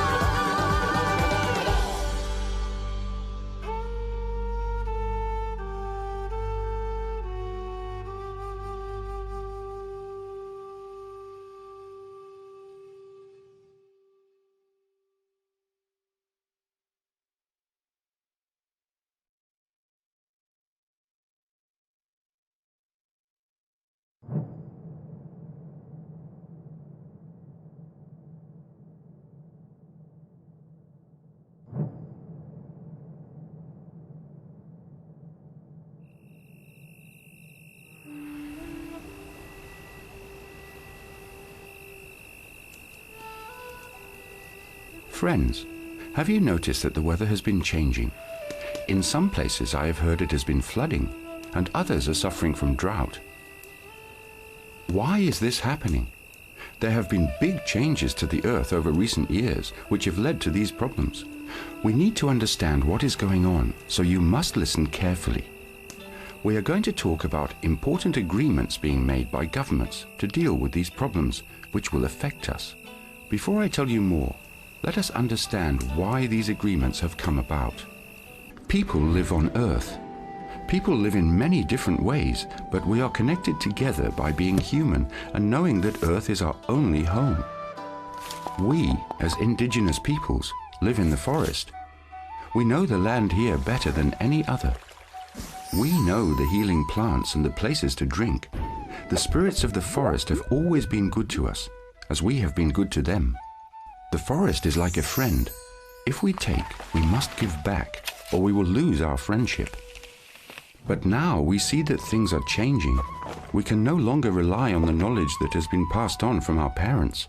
We used to know when the rains would come, the right time to plant seeds, but now it rains at the wrong time, if at all. The rivers are different. The forest is changing, and the animals no longer guide us.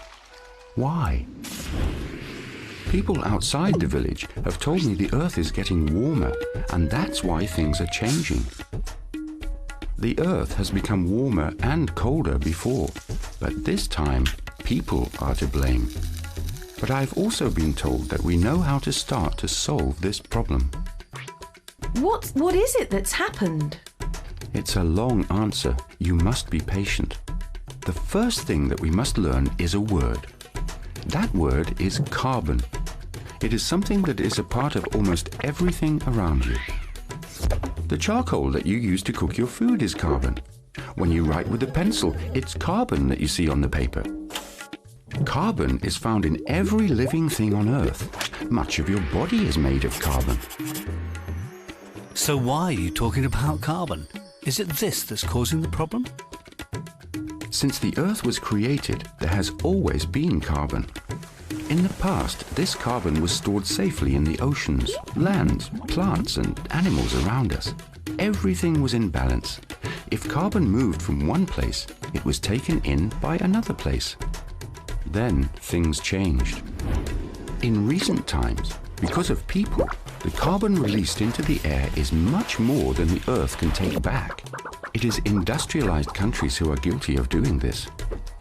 Cars, ships, aeroplanes, factories, mining, and making electricity all release carbon. The Earth has become like a house without a chimney. The carbon's got nowhere to go. Now, the actual carbon that is making a problem is called carbon dioxide. You can't see it, you can't smell it. It's a gas, part of the air. When you breathe, you make carbon dioxide. When vegetables rot, it creates carbon dioxide. It's a natural thing, but it's just that we are now making too much of it. Why does carbon dioxide make the Earth warmer? Good question. The sun shines on us, giving light and heat. In the past, some of this light and heat was reflected away, which kept Earth the perfect temperature. But now the extra carbon dioxide in the air traps the heat that used to escape. This means the Earth is getting warmer, and this is making things change. What kinds of things will happen if the Earth gets warmer? Well, if the Earth is warmer, it means that more water goes into the air from the oceans, so more rain will fall in some areas and cause flooding. In some countries, because the air is so much hotter, the water in the air cannot turn into rain, and that means drought. If it becomes hotter, there will be wildfires. Diseases, insects, and plants will move either to get away from or grow with the warmth. This is why the people of the Earth need to take carbon dioxide out of the air and stop it from being made. Now, this is where we, as indigenous peoples living in forests, become part of the story. One of the ways carbon dioxide is taken from the air is by forests. Trees take the carbon dioxide into their bodies, where it's stored. That's great, but why are we talking about this? Well, around the Earth, every minute of every day, huge amounts of forests are destroyed, meaning there are less trees to take in the carbon dioxide. What makes it worse is that cutting down trees, leaving waste wood to rot, creates even more carbon dioxide. In fact, right now, the cutting down of forests makes more carbon dioxide than all the cars, trains, ships, and planes put together. The people who study these things know that the destruction of the forest is mainly due to industrialized countries. Their demand for wood and land for planting crops like rubber trees and palm oil or raising animals have helped create this problem. They know that it is not indigenous peoples that are causing the problem with forest destruction or degradation. Now the eyes of the earth are upon countries and people with forests to help solve the carbon dioxide problem. They are looking to us for help. Governments who are responsible for reducing carbon dioxide are doing two things. Firstly, agreements are being made to reduce the carbon dioxide that is being made by industrialized countries. Secondly, they're developing agreements to slow down and maybe stop the destruction of forests. This is the agreement I was talking about at the beginning. This agreement is called REDD+. REDD stands for Reducing Emissions from Deforestation and Forest Degradation. Simply put, the REDD+ agreement is that payment will be made to developing countries to not cut down their forests, but to keep them for taking out the carbon dioxide in the air and to not create more carbon dioxide by cutting them down. They must make it more valuable for a tree to be left standing. But it's more than this. REDD+ also wants to bring back the traditional plants and animals, develop the forests and reduce poverty in areas where it'll take place. This is a time when industrialized countries will have to take responsibility for what they have done. They will have to learn to look at forests in a different way. Understand that they will have to pay to keep the forests as well as reduce the carbon dioxide they make. But please, let's not forget that not only are forests an important natural resource for the Earth, but they are also the rightful home to at least 300 million indigenous peoples like us. For us, a forest is not just about carbon. The forest is who we are and what makes us unique, as well as providing us with our livelihoods. It'll cost money to stop their destruction and maintain them. But without forests, the Earth and us will die.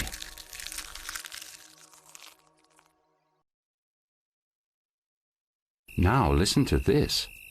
If governments are looking at controlling forests as part of a REDD+ agreement, this will affect us. There will be changes in laws and governance, and we will be on the front line. It's possible we might not even be allowed in the forest. What would happen to us then? We can and must take part and have our voices heard, but not as a people left on the side, but as a central part of REDD+. It's our future and the Earth's that's now in our hands. How can you say this? No one listens to us. But what about our rights? Under this REDD+ agreement, it is required that the rights and traditional knowledge of indigenous peoples and local communities shall be respected. This is because indigenous peoples insisted that their rights be recognized in the REDD+ agreement. REDD+ requires that we, as indigenous peoples, shall have full and effective participation in all phases of REDD+. This means that governments will have to consult and involve us. All of this is written down and recognized under the United Nations Declaration of Rights of Indigenous Peoples. We will call this the Declaration. This took 20 years of work by indigenous peoples' representatives, our people, working with governments to finally have these rights recognized. Simply put, it states that the way we want to live is as valid as any other peoples of the earth, that we deserve the right to live in our own way and decide our own future on our own terms. It also states that indigenous peoples have rights to their lands, territories and resources, as well as to their traditional livelihoods. As part of the declaration, there is even more protection for indigenous peoples to make sure that we play a central role in the decision-making on matters that affect us, including RED Plus and other agreements. This is called FPIC. FPIC means free, prior and informed consent. This guides how the government and others must work with indigenous peoples in the RED Plus agreement process. Firstly, free. That the participation of indigenous peoples like ourselves will be free from intimidation or pressure. Secondly, prior.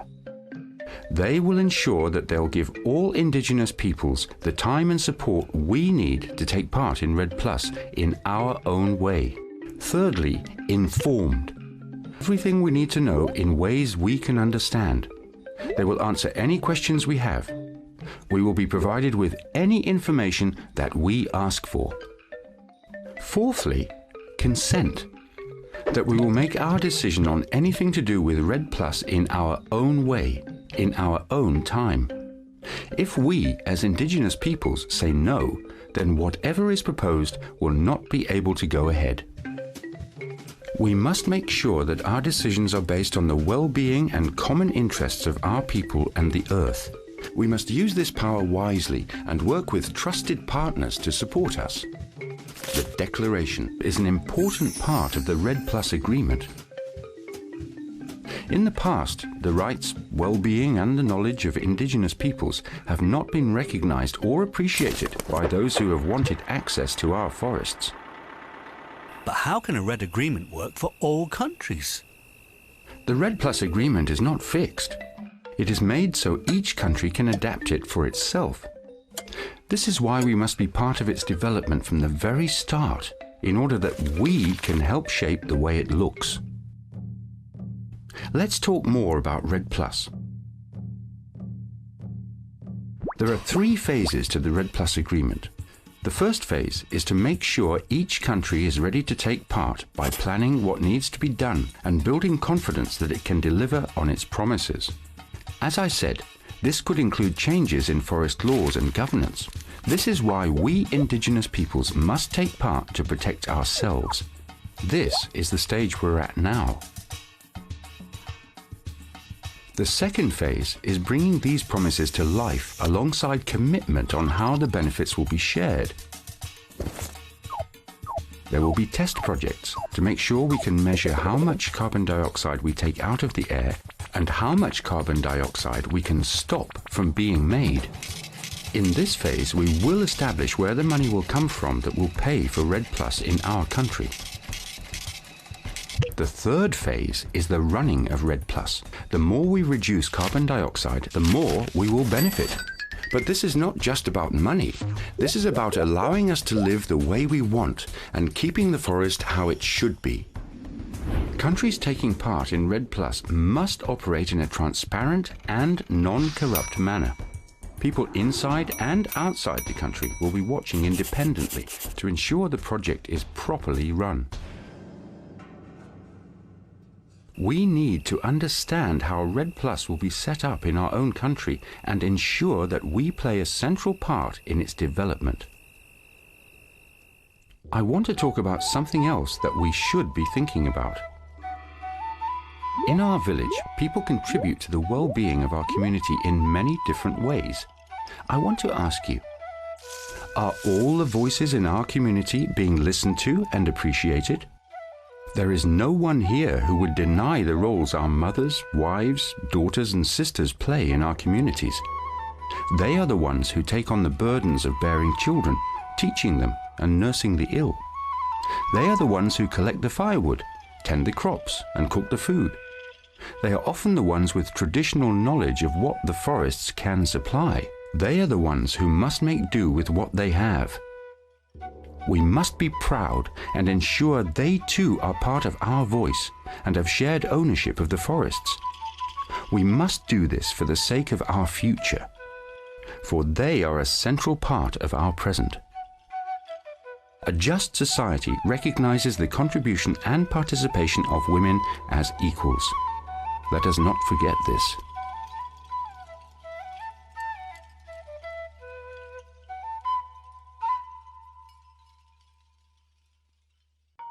Our community is made of men and women. Without each other, we would be half of what we are now. We may have some different needs, but we have a common purpose. This is why it will make the voice of the community stronger if we take part. We live closely with the earth. Our simple lifestyle does not create more carbon than we can take back. This is a lesson that other people can learn from us. It has been proven that the way we cultivate and grow our food does not contribute to the earth getting warmer. It has been proven that our way of life does not kill the forest, that we can look after it. But we are the ones who will feel the changes of a warming earth first, so we must take action to protect ourselves as well as the earth. But to do this, we need the security of being respected for the way we want to live and where we want to live. Without recognition of our rights, without us taking part, Red Plus cannot be successful. We can improve our communities and make our lives more secure. This is a win-win situation for the earth and ourselves. This is the time to strengthen ourselves and assert our rights. Let us not fail to do the best we can for our people, our children, and the future of the earth.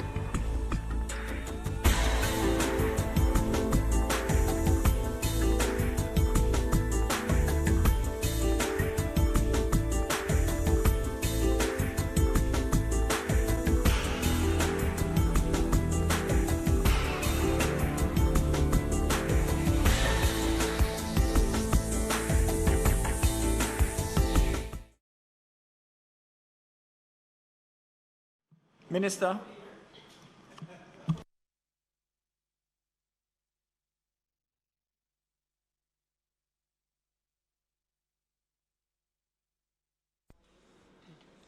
Thank you. Thank you, Mr. President. And thank you, colleagues, for your patience and indeed your commitment to this process, which really is unfolding in a positive and productive way that I'm sure we're all really celebrating internally, as am I.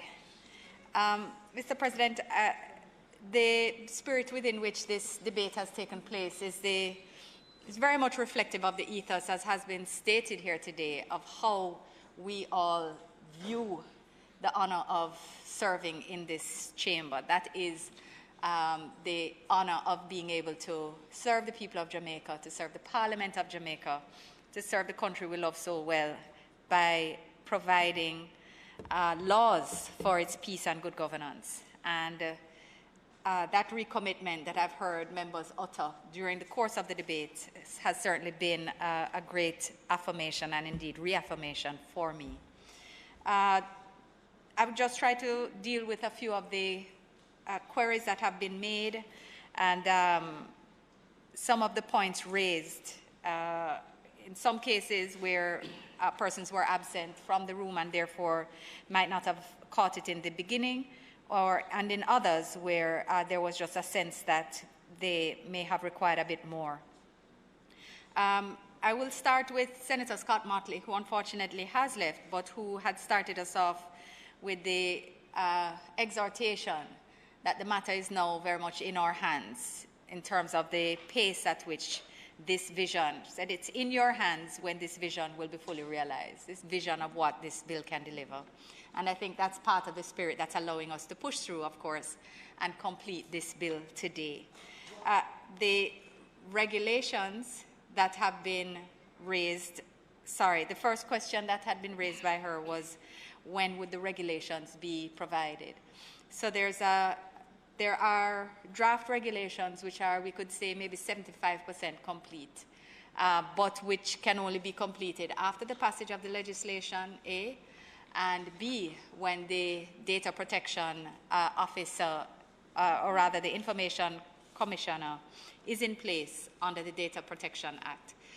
So we're almost there, though, and there's quite an aggressive timeline to complete them, certainly within the first quarter of next year, so that we're able to bring the bill in. And as was pointed out in the earlier stages of my opening, the bill is is crafted in a way that allows for it to be brought into effect in stages. And that will allow for the timing with the DPA to be designed in a very clear and pragmatic way that ensures compliance. So yes, the Data Protection Act will come into effect immediately for the NERA.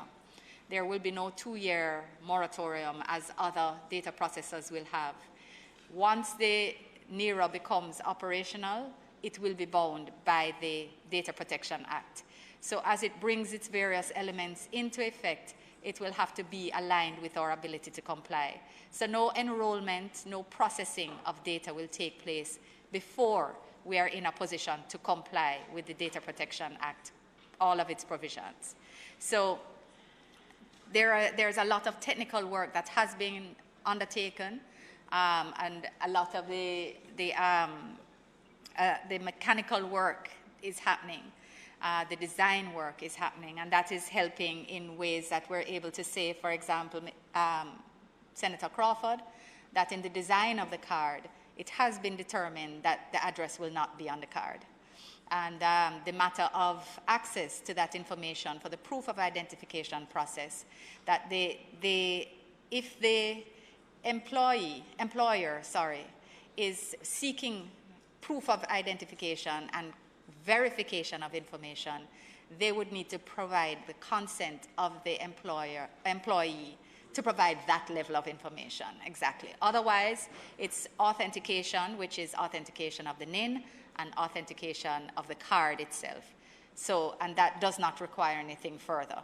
But if actual information was to be verified, then the consent would have to be provided. So your concerns are already addressed and embedded in this. And that would also address some of your concerns as well, Senator Allen. Senator Allen, you had a query about authentication versus verification and what's mapped. So when I use the analogy of the credit card, it was just an analogy. It's not the same exact way. So when they run your credit card, they're checking that you have money in the account. When they run your NIC, they will be just authenticating the number and the card. That's what happens. So that because all the verification would have happened on the back end. If you're an accredited third party, you will be someone who has entered into an arrangement with the NERA to provide you with verification services. And that therefore requires more nuts and bolts around it and will require the consent. So that's a different process. In terms of what's kept, in terms of logs, so because the Data Protection Act requires the NERA to maintain information so that at the end of any cancellation or whatever, you have a right to check what has been checked for you or what is retained in the system for you. That data has to be kept. So the Data Protection Act actually requires the NERA as a data processor to keep the information for as long as it might be necessary for the purpose that it would be needed. So there are aspects there that would remain. In respect of the separation of the databases, how they are, it's essentially I've shared a technical standard because it's international best practice to separate databases to improve security and enhance security. So that will be a measure that will be used, but it's not in the Act because it will be a technical standard, and it might not even be public because that aspect of it, because it might be part of other elements of the security standards that are going to be applied, which would not be made public. But they will be fully documented and are in fact almost fully documented. On the matter of the regulations, which I'd started speaking about and then segued into explaining those few points, I can share that they're so far progressed, in fact, and drafts are available on nidsfacts.com. Drafts of several of the regulations are on nidsfacts.com if you want to get a sense of what is being thought through in terms of processes. On the matter of the DPA coming into effect, the appointed date notice has been requested for December 1, when the Information Commissioner will take up his role and start to build out. Everything will flow from there. So when I say it's imminent, and that the work is proceeding, but it will be phased to ensure that there's alignment when both come into effect. It is in fact so. Just to, on the matter of clause 16.7c, which had also been raised, sorry, this was the function of the card, which is lost, damaged, lost, stolen, damaged, mutilated, or destroyed. So the proposal that we're making is to keep it as an offence, because it has a general offence provision which allows for, under section 195, it's only a fine, and the fine can be paid in installments, or it can be, you can have an extension of time to pay, etc. And there's no, the other aspect of it is, community service if there's inability to pay, so there's no custodial aspect to it at all. But what we were thinking to do was to, in light of the concerns that were raised, is to adjust 1612, sorry, which is the 1612, to delete damaged, mutilated, or destroyed, because those cards would not be usable, so that the risk is reduced. So you'd still have to notify, you still have a duty to notify. You would have to use a form, because the form will keep it simple, easy, and predictable. People won't have to be figuring out how to notify. It will be a simple process. But we have kept it at loss and theft, because that's where the card is no longer in your possession. You can't control how it's being used. And that's where the risk lies now in respect of the security of the system and security of your identity. So we're keeping the duty, but we're going to adjust what the offence comprises. And then I hope the explanation about under section 28 in respect of the section 195 for the general offences, that suffices. Senator Fraser-Binns. Just in respect of the birth entry number, just to indicate that the birth entry number is what's required, not the birth certificate. So with sufficient biographic information, the NERA will be able to search at the civil registry to identify if there is an entry number that will attach to this person. So that it's not the birth certificate number, it's your birth entry number, which should, yes, a midwife or there would be an entry number for the birth, even if other things were uncertain or there was no certificate as issued.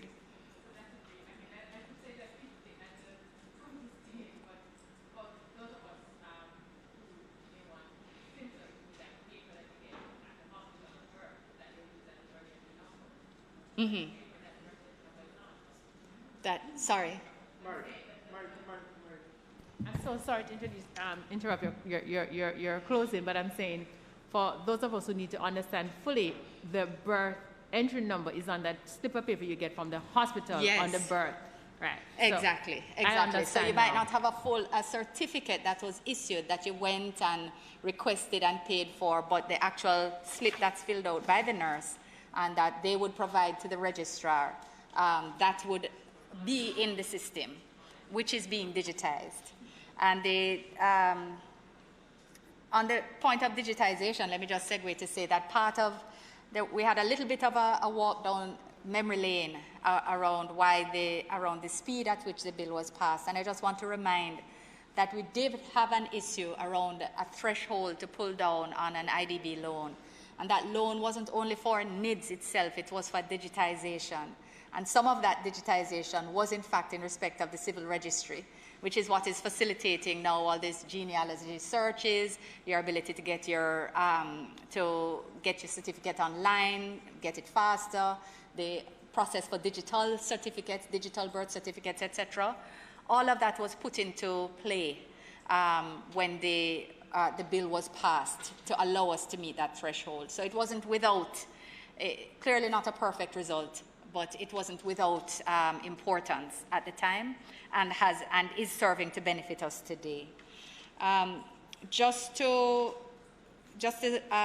address your query, Senator Fraser-Binns, regarding leeway for the return of cards on death, and we understand certainly the sensitivity of the time in everyone's life, But part of the issue around the security is having systems. And in the same way, so if a JP passes his seal and his packet, the tools of his trade or her trade, which can be used with national impact, have to be returned. And that's because of the security issues. It's the same thing with the card, because there is no knowing who might seek to take the card and put it to ill use if it is not returned. So we understand the sensitivity, but it is important that it be kept in that way. On the matter of mental disorders, I think this is something that we have spoken about several times in this House on the different pieces of legislation. The Mental Health Act requires amendment. It requires reform. It requires modernization. I don't think you will find anybody in here at any point in time who is not crystal clear that that is necessary. And as you had indicated, you wouldn't delay because you recognize that you can't amend it here. The source of act, the Mental Health Act, is the source of the discontent and the dissonance in terms of what we would want to see in terms of a modern and sensitive piece of legislation. So we're working with it when it is amended, because it is under review by the Legal Reform Department of the Ministry of Justice. When we get there, there'll be a slate of legislation that will have to have its consequential amendment as a result. Undoubtedly, this will be one of them. In respect of, you had asked about on page 58, 5C, I just need to remind myself, the note here, 58, 5C, this was, this was the uncertainty, the newness, the novelty of the language. And this was, I don't know if you recall, in Joint Select Committee, there was a bit of a concern about making it so, using language which spoke to conviction, which is, such a high threshold in respect of many circumstances, as opposed to looking at a circumstance where someone might fall short based on information that has come to the attention of the Governor General, maybe it's likely to be public knowledge given the issue, given the way in which it is being treated, in relation to acts involving dishonesty or impropriety that would interfere, which is quite a high threshold, but it's much lower than a conviction. So that language was put in because there was a discussion around how would we capture the sense of what we want in terms of the persons who would serve. So it's new, but I think the committee had agreed that it was a good balance to be struck. And on the matter of the ECJ, so just to go over again, that part of the discussion was that the ECJ would now be the inspectorate. So the ECJ, as a Commission of Parliament, is well established, great reputation, great trust quotient, and also very familiar with the importance and seriousness of how you protect identity information. They have been doing it longer than anybody else, and therefore they're well placed to oversee. As a Commission of Parliament, they're also independent and therefore able to give another layer of trust and confidence in the oversight and monitoring. So the decision had been to have them be the oversight body, and that is now reflected in the Act and in the schedule as it is. So I hope that's sufficient. I may have said a little more earlier, but as the okay, understood. These things happen. And on the matter of the disabilities register, so the disabilities register is an entirely different database. It is created under the Disabilities Act, and it is not related to the NERA databases, not related to the National Identification databases. So it is managed separately and will so be managed. The JCPD was consulted in respect of the issues of inclusion of disability in the identity information to be captured, and they expressly said that they did not want it there. They were concerned that it would be a source of discrimination, and that's what is recorded in the consultations, and that's what the team has expressly stated, that it should not be included. So I imagine that as the concept has always been for these databases and for the system, that we would capture as much information as people would be willing to share to make our statistical information more robust, etc., make it easier, streamlined. But as it stands now, that they will remain completely separate. And that is the, and so on the matter of the inclusion, in the consultations, so I would just have to confirm whether it was, no, it wasn't in the joint select committee. No, that is not, it's not, if so, that's not reflected in the minutes, and I don't recall it, but they had a consultation session with them going through different aspects, and that was what was said. Yes, you might want to just have a conversation with them again.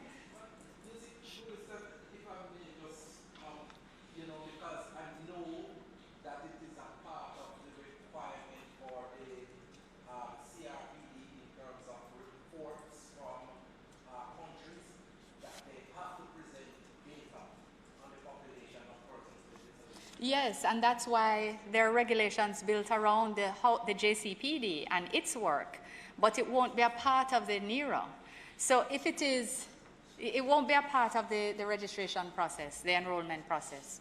And apparently that was made quite clear. In the same way that there's the concern expressed about addresses and what information actually triggers discrimination, their position was that they did not wish it to be a part of the identity information that was captured. So, and then you had also asked a question about Clause 5 in respect of the authority having a duty to consider the needs of persons with disabilities. And that, that is really in the performance of its duties, or the execution of its duties. That's what is required. I'm just looking here for the note, but I'm not seeing it here. But essentially, this is just a broad and all-encompassing capturing of the fact that they will need to consider if you, for example, if a person enrolling does not have hands, what is the alternative for fingerprints?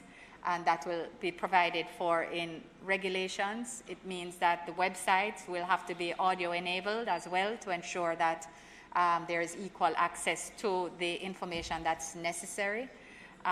It means that, and I think there are a couple, so I'm just trying to make sure that I have the full document here.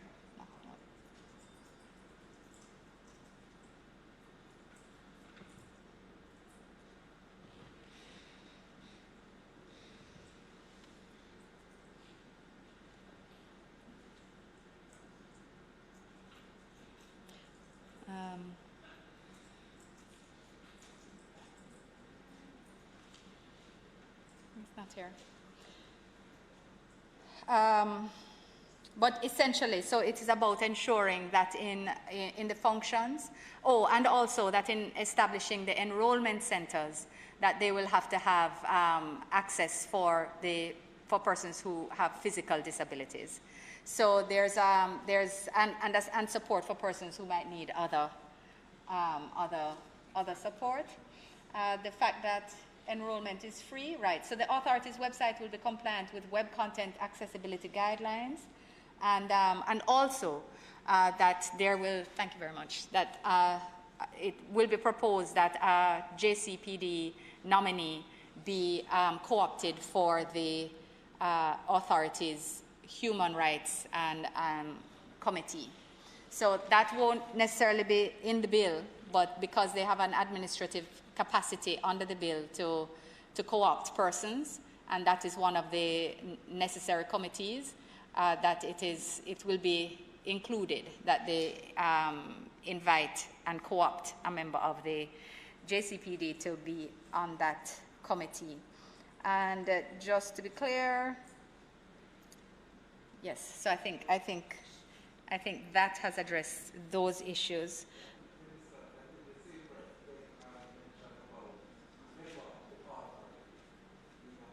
Right, but we would have to consult with them. We'd have to consult with them on that as to whether they would want someone from the NERA on their board.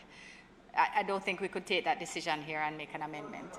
Yes, so but it has been noted as well.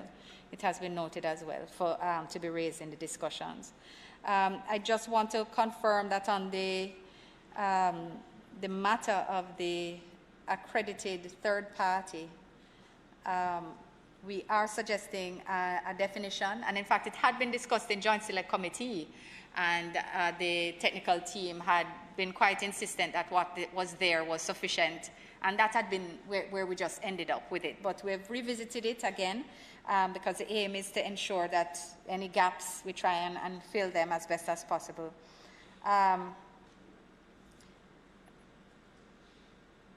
So an accredited party is a person with whom the authority has entered into an agreement for the provision of authentication and verification services. So essentially it is any company or whatever who enters into an agreement which will have to abide by the guidelines in order to have authentication and verification services done. So like a bank, as we had discussed before. And that, so we will work with that. And I think that that covers all of the issues which were raised. If my note serves. I'm so sorry, I know it's quite unusual what we're doing with your closing, so, but please bear with me. I had raised regarding section 16 as well, whether a criminal record will result from the conviction. Oh, right, and that is for the, right. You see, remember, for 7C, right, what we had done was to amend to reduce the risk by taking out of 12 the damage, mutilation, or destruction. I'm just waiting to get a note on the criminal, right, if that is there. Okay, so you know you don't really have any question. Actually, in addition to being able to speak but to you. Are we going to try to, it's now a little, getting a little... Just one time. Because, all right. What I was when I asked Senator Crawford is whether it could be done in committee. Yeah. All right. And by that time, you'd have the response in relation to that issue. That, yeah. All right.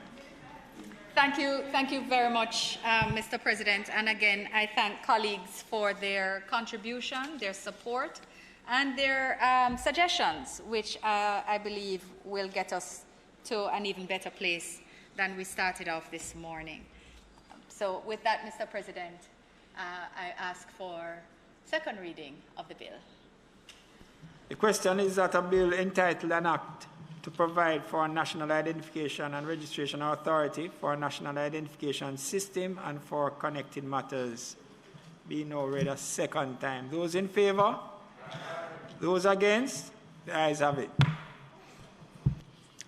A bill entitled an act to provide for a national identification and registration authority, for a national identification system, and for connected matters read a second time. The Senate will now resolve itself into a committee of the whole Senate to consider the clauses of the bill.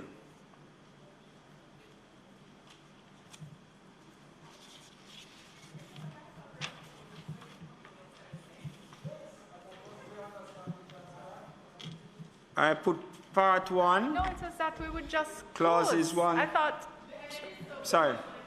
Yes, no, but I thought. Said no, but what was said was essentially there are no truly contentious points. I'm working on amendments. There's no reason why that would have to be delayed.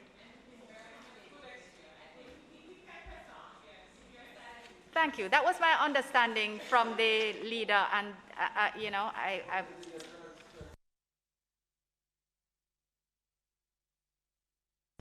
All right.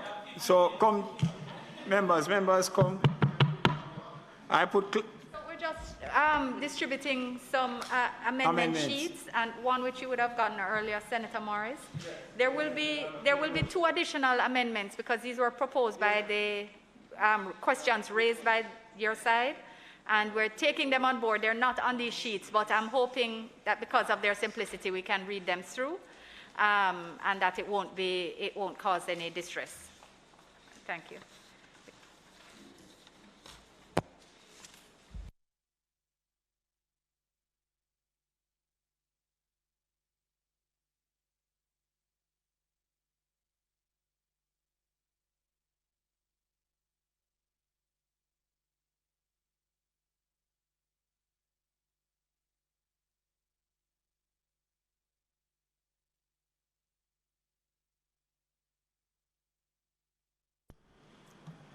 All right, excuse me.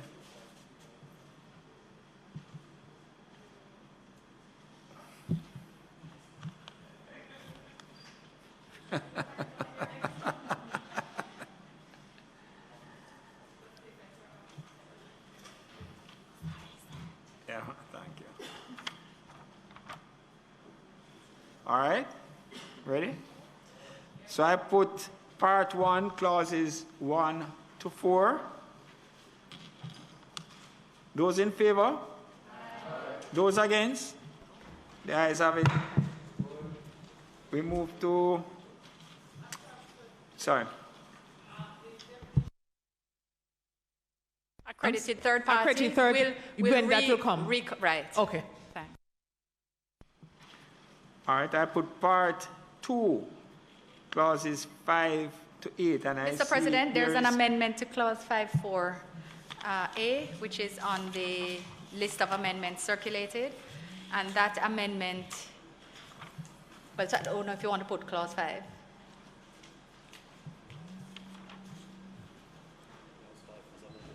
So I put the amendment to clause 5.4a. Those in favor? Aye. Those against? The ayes have it. I put clause 5.4a as amended. Those in favor? Aye. Those against? The ayes have it. I put clauses 6 to 8. Oh, sorry. Yes, because we have 5 to 8. 5 to 8. Those in favor? Aye. Those against? The ayes have it.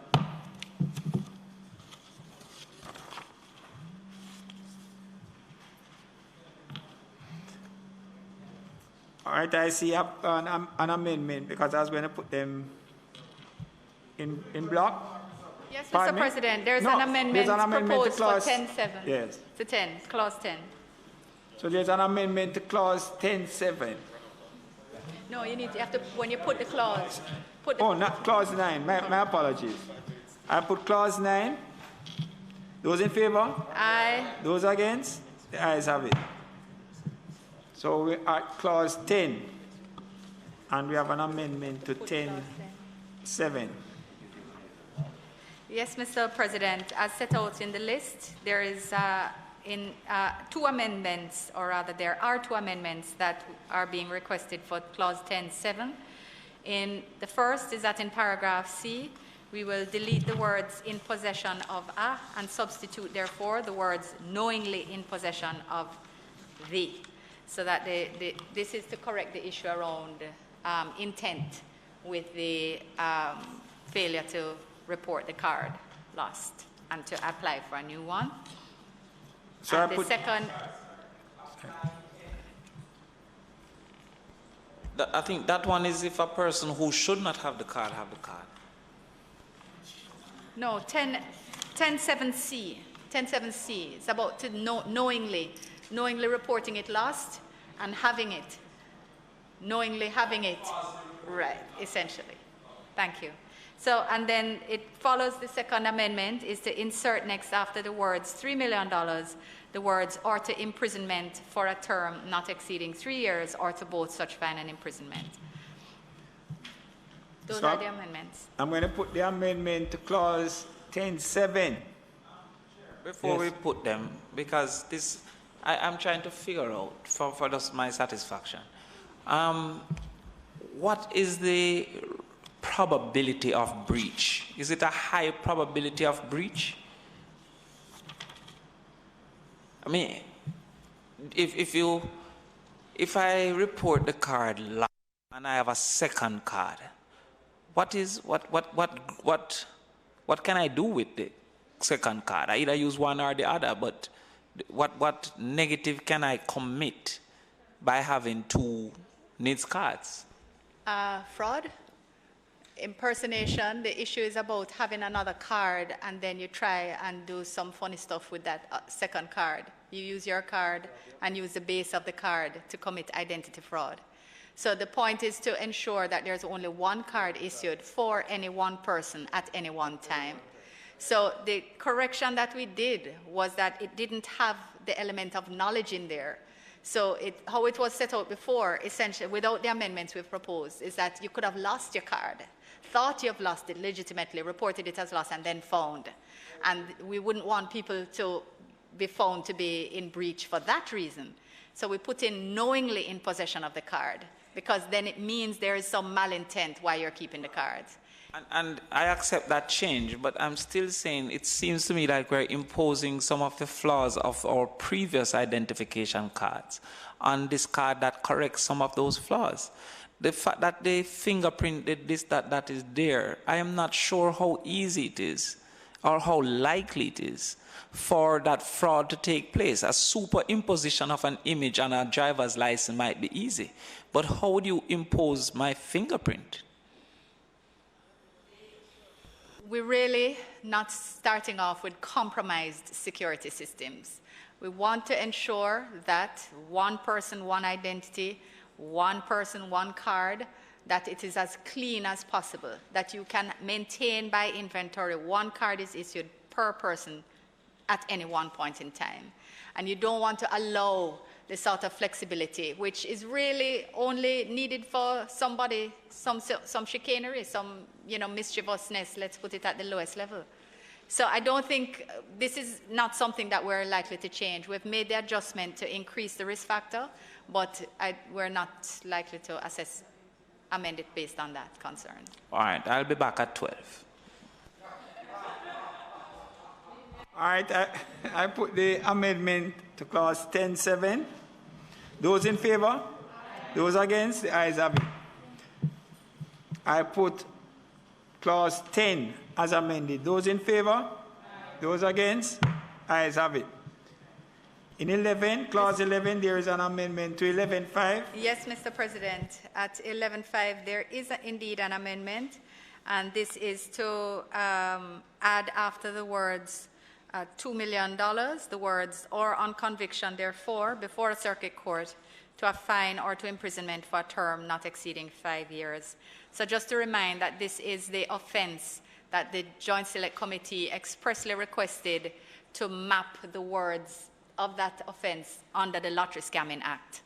So while it is that the Joint Select Committee spoke to the sentence, the fine, it was silent on the sentence, and it's deemed to be some inadvertence, and therefore it is a gap that is being closed given the nature of this offense. So in that context, we'd put that amendment, Mr. President. I put the amendment, Minister. If you can remind me, or if there's need for anything else, to be circuit court. Is it the issue of judge alone, judge and jury? What is it? I think they had said that it wasn't the type of offense that would specifically require a judge alone, that it wasn't particularly complex, and therefore it could follow the normal request. Okay. So we have the amendment to 11.5. Those in favor? Those against? Ayes have it. I put clause 11 as amended. Those in favor? Those against? The ayes have it. I put clauses 12 to 12. Senator Crawford, you said? Yes. You want to raise something in 12? Yes, yes. Sir, let us not forget that this is voluntary, and add to that that we want as high a take-up as is possible. To create a line of resistance is risky to that take-up. The threat of a $500 fine, $500,000 fine, I can see that being a deterrent, and I still maintain that the probability of breach sounds, based on what was sold, to be very low. And so I cannot see why, especially because this is not our only bite at the cherry. If we see that there is multiple attempts at breach, we can always come back and reintroduce 12. But I feel... You're referring to... Oh, it's 16 today. I'll be at 16. Because you had me a little off there, you know. Because I was looking at this. Very well. Very well. So I'm going to put... what I'm going to do is that I will go from 12 to 15. Clause is 12. Chairman, just before you go, Minister had mentioned... may I please, Chairman? Thanks. Because you're putting them on block, I just wanted to go to section 14 before we get... Right. And Minister, we were talking about the cancellation, and I had recommended that at minimum that the information that was not deemed necessary for verification or for duplication be deleted from the system. I know you gave a response, I'm not sure if it's in your closing or when I was speaking, that some of the information would be deleted. I'm just asking the kind if you could just clarify that again for me, please. Thanks. So far as my understanding, it is my understanding that so this is governed by the Data Protection Act and the issue of processing. So that processing, as defined in its very complex way, which I will not try to repeat at this point in time, but the broad scope of processes included in that one word will stop, save such as is permitted by the Data Protection Act for the purposes of preventing fraud or for maintaining security. So essentially what the system will retain is such information as is required to keep that NIN as identified as yours, nothing else. Thank you so much, okay. Chairman. Thank you. Thanks. So I put clauses 12 to 15. Those in favor? Those against? The ayes have it. I put clause 16. I hope you're not sure that it's 16. I was depending on my backing band, but yes, I'm saying let us not, in my opinion, put any risk, especially out of the multiplicity of quarrel and conversations that happened previously around the NIDS. I also believe that the charge, and I'm grateful for removing some of the breaches initially, but I'm also saying, sir, that the charge might be adversarial to persons in need of assistance, the elderly, etc., that might be assisted in getting the initial card and might not have equal assistance in the corrective measures, the persons slightly illiterate, etc. So I am hoping that we could come back at another time and re-implement, if necessary, this 500,000 fine for what would be left, not reporting, not reporting it. Yes, I think that it might become a hindrance to the take-up, and we have seen misinformation and how misinformation has and can be used in our COVID fight, and so I think that less we put things that people may be able to sell as a risk might increase the initial take-up, and we have the opportunity to amend if it is necessary. Right. So thank you very much for your comments, and we certainly want to ensure that we do as much as possible to encourage take-up and to reduce fear of take-up. So what we have done here is reduce the risk within the offense by deleting damage, mutilation, or destruction. So that in clause 16 in subsection 12, we're going to delete the words loss, theft, damage, mutilation, or destruction, and substitute, therefore, the words loss or theft. What that will do is reduce the circumstances that would give rise to an offense. And they will circumscribe them to those similar to what we were discussing earlier, which are most likely to create a difficulty in terms of the holder of the card. But in this particular circumstance, really somebody who is going to, who will have lost their card or who had their card stolen, they would presumably want a new card. And in so doing, part of the process would be reporting. Just like any ID now, you lose your passport, you have to report it to the police in order for them to say, yes, it is a lost passport before PICA will consider your application. And that is international standard. There is no national ID you can lose and get a new one without reporting it lost. So we're also going to be including, after subsection 12, subclause 12, a new 13, which will say a conviction under sub 12 shall not form part of the criminal record of the offender.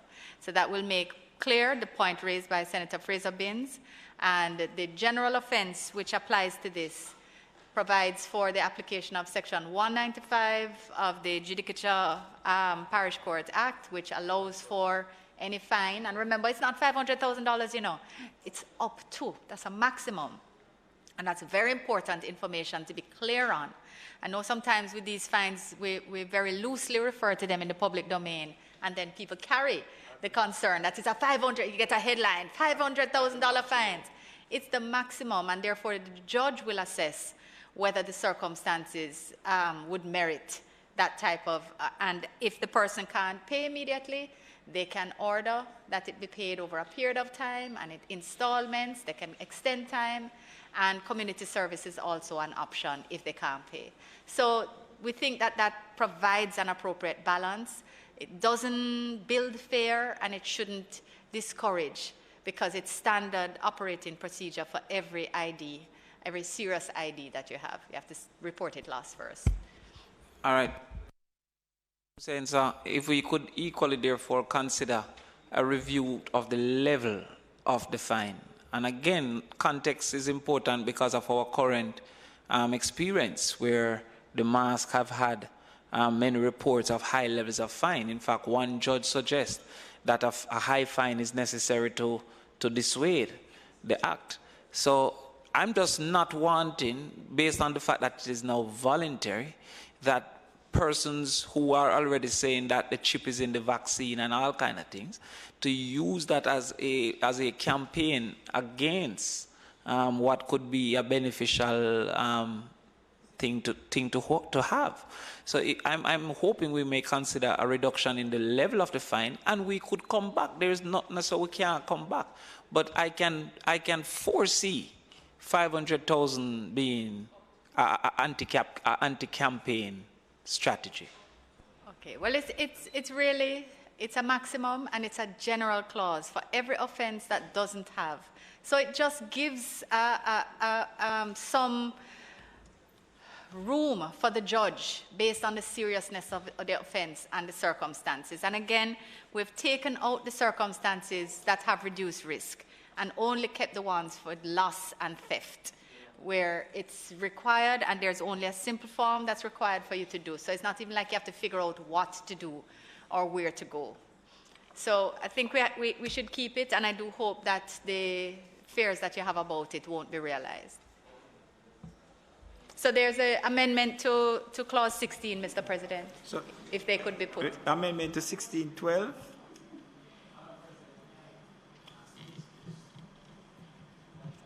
Those in favor? 1612. Amendment to amendments to clause 16. Amendment to 1612. And no, sorry. It's amendment to 16. All right, I put clause 16 as amended. Those in favor? Those against? The ayes have it. I put clause 17 Those in favor? Those against? The ayes have it. I put...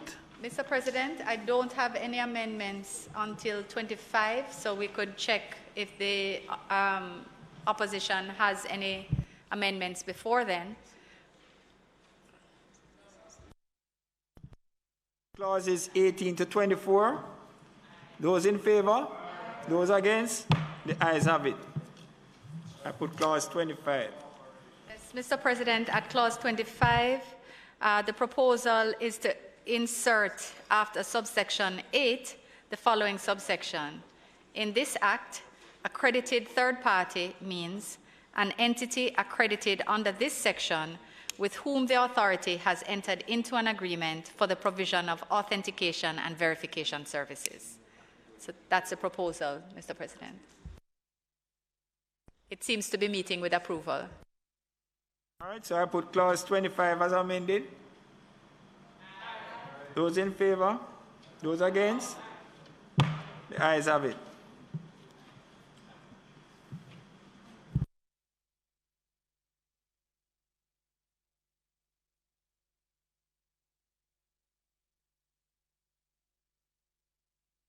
Mr. President, I actually don't have any more amendments until we get to the schedule. Oh, sorry.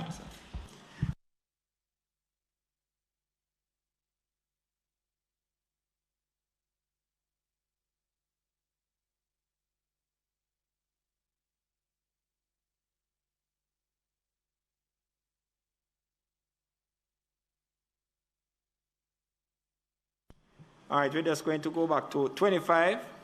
The amendment to clause 25. Those in favor? Those against? The ayes have it. Clause 25 as amended. Those in favor? And those against? The ayes have it. You are saying, Minister?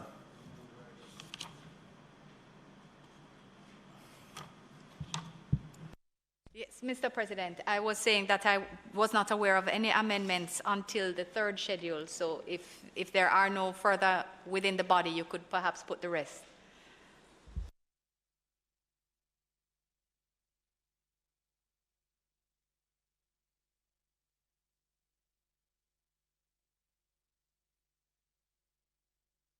Clauses 26 through to 38. Those in favor? Those against? The ayes have it. I put the first and second schedule. Those in favor? Those against? The ayes have it. Third schedule. In the third schedule, there's an amendment, Mr. President, in paragraph 7, subparagraph 4. And that is to delete the word authority and substitute, therefore, the word inspectorate. An amendment to the third schedule. Those in favor? Those against? Ayes have it. I put this third schedule as amended. Those in favor? Those against? Ayes have it. The fourth schedule. I put the fourth schedule. Those in favor? Those against? Ayes have it. I put the title and the enacting clause. Those in favor? Those against? The ayes have it. The question is that I do report the bill as having passed committee stage with 8 amendments. Those in favor? Those against? Ayes have it. I do report the bill as having passed committee stage with 8 amendments.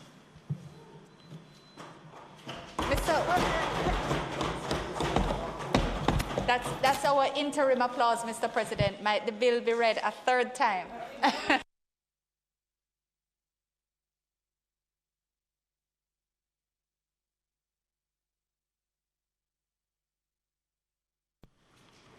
The question is that the bill be read a third time. Those in favor?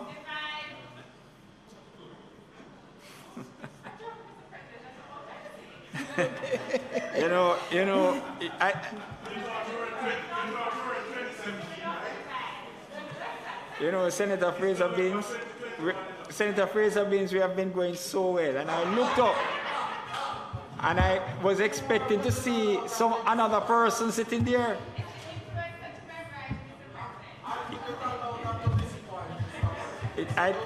I am not going to put any blame on Senator Allen. I just believe that you got a WhatsApp message from somewhere. Thank you. So the question is that the bill be read a third time. Those in favor? Those against? The ayes have it. A bill entitled An Act to Provide for a National Identification and Registration Authority for a National Identification System and for Connected Matters, read a third time and passed.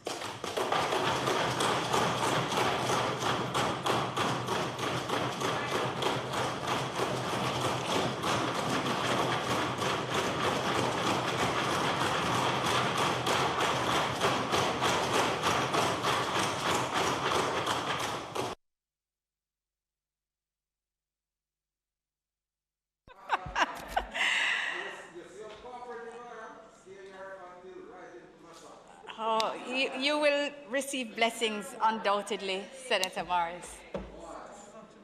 Mr.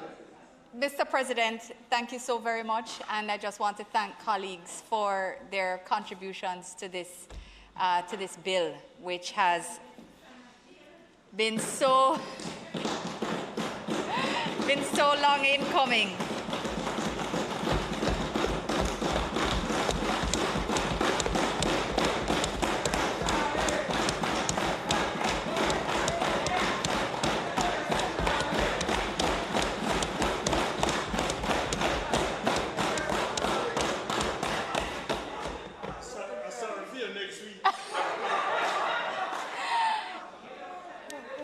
Mr. President, we will attest that you took no pleasure in signing the bill, and that it was really the pressure of the room, the pressure of the chamber. But there is just one item remaining for us on the agenda today, and this is to be taken on the motion for adjournment, which will be taken by Senator Campbell-Rodriguez. Thank you. Senator Campbell-Rodriguez. Thank you, Mr. President, and thanks to my colleagues, because we're all a bit tired. But I thought it important that we recognize, Mr. President, that today is International Men's Day. Under no circumstance would we have allowed International Women's Day to pass. So I think it is just as important that we acknowledge the men in this chamber with us, as well as men in general across Jamaica. Mr. President, the purpose of International Men's Day is to celebrate and honor men, our fathers, brothers, husbands, uncles, colleagues, and their experiences. There are those who question the purpose of the day and think it somehow is a way of countering International Women's Day, but to them I say it's not a competition, but instead we want our men to know that we honor them, we want to highlight their experiences, we want to improve gender relations, and we want to show the positive value men bring to the world. In Jamaica, we recognize the outstanding contribution of men to national development in our communities and to our families. In every aspect of all our lives, there's an undeniable need for men. Our local theme of outstanding men leading by example, such as the men in this house, aligns perfectly with this fact. The global theme of better relations between men and women seeks to improve gender relations. At this time in Jamaica, this is quite relevant, and which is why I remind us that the Ministry with responsibility for gender affairs took a decision a few years ago to rename the Women's Unit to the Gender Unit, and that is an important move because gender affairs is not just about women, it's about women and our men. To men at all levels of society, we say thank you and we celebrate you while we work to ensure that you have continued support to be your best selves. Happy International Men's Day. Thank you, Senator Cameron Rodriguez. Senator Fraser-Bin. Thank you, Mr. President. Mr. President, when I came in today, I noticed that there's a special aura about our men. And for the life of me, like, what's going on? When I look at Senator Orbin, I'm like, he's looking quite spiffy today. And I understand why all our men, every single one of them, including you, yes, Senator Braham, you're looking quite spiffy in your KC tie as well. Are looking good. And I want to join with Senator Rodriguez and indeed all the women in this House, in the Senate, to wish our men happy International Men's Day. The truth is that men continue to play such an important role in our lives. There are so many little boys who long to have positive role models, and women, little girls who long to have their daddies and positive role model, teaching little girls how to deal with men and little boys how to deal with relations. And I think that this day is a prime opportunity for us to refocus on the important role of men in our lives. And as we celebrate this day, Mr. President, I too want to wish all the men in here, indeed all men in Jamaica, happy International Men's Day, and do hope that they use this day to renew their commitment to playing their part in advancing the welfare of our human race. Thank you, Mr. President. Thank you. Go ahead, Senate. Go ahead, Minister. Thank you, Mr. President. Mr. President, I made light earlier to say that if I had been asked what my dream day in the Senate would be like, then it would have to be today. It would really have to be today. I want to thank each and every one of you for your support in getting through this transformational bill. I know we're all buoyed by the positive potential it holds for our people and for the most vulnerable particularly. But I also want to express appreciation to the NIDS team. I want to express appreciation to the NIDS team led by Dr. Warren Vernon. I have to say Ms. Kamika Facey, who has transitioned, has been a fantastic support for him and for us today. I want to thank the CPC, who was on a personal emergency and broke to come here to just ensure that we had the right amendments made in the bill. I want to express appreciation. Unfortunately, she had to leave again very quickly, but I hope she will hear that we have thanked her and expressed our appreciation. Our Parliamentary Council, who has been supporting every step of the way, the Legal Reform Department, the Attorney General's chambers, all of the stakeholders who participated in not only the Joint Select Committee, but in the many town halls and consultations which are held. The communications team at the OPM who supported, along with JIS, the sharing and the streaming to ensure social media were able to, persons on social media were able to participate, to share their questions and have their answers given and heard. This has really been a hugely democratic and inclusive process, and one we should celebrate. So it is an excellent note on which to ask for the Senate to be adjourned for a date to be fixed. And I just wish to note publicly, although this is not a part of the motion, that because of the heavy agenda and the importance of next week as well, that we're seeking to sit on Thursday and Friday. You would have heard already, but I'm just ensuring that we're all aware at every level that that is the intention for next week. So, Mr. President, without more, if the Senate could be adjourned for a date to be fixed. All right, before I actually put the question, I want to express that when I came here this morning, in discussion with Senator Scott-Motley, who I saw first as a deputy leader, and then Senator Bunting, I had expectations that I would not have been signing the NIDS bill this evening. But I must express my appreciation to all the members of the Senate and to the staff of the House of Parliament for all of us sitting through and ensuring that we use the time efficiently. And as the comments were made, the Joint Select Committee obviously would have removed quite a bit of the issues that we would have had going through this NIDS bill, which is a significant bill for the country. And in respect to the other bill, which also has significant implications for Jamaica as a whole, and we're able to complete both of them today. So I just want to express my thanks and to join with the Minister in respect to the comments that she made to all parties that would have participated in ensuring that we had this success today. So thank you very much. The Senate is now adjourned for a date to be set. Thank you.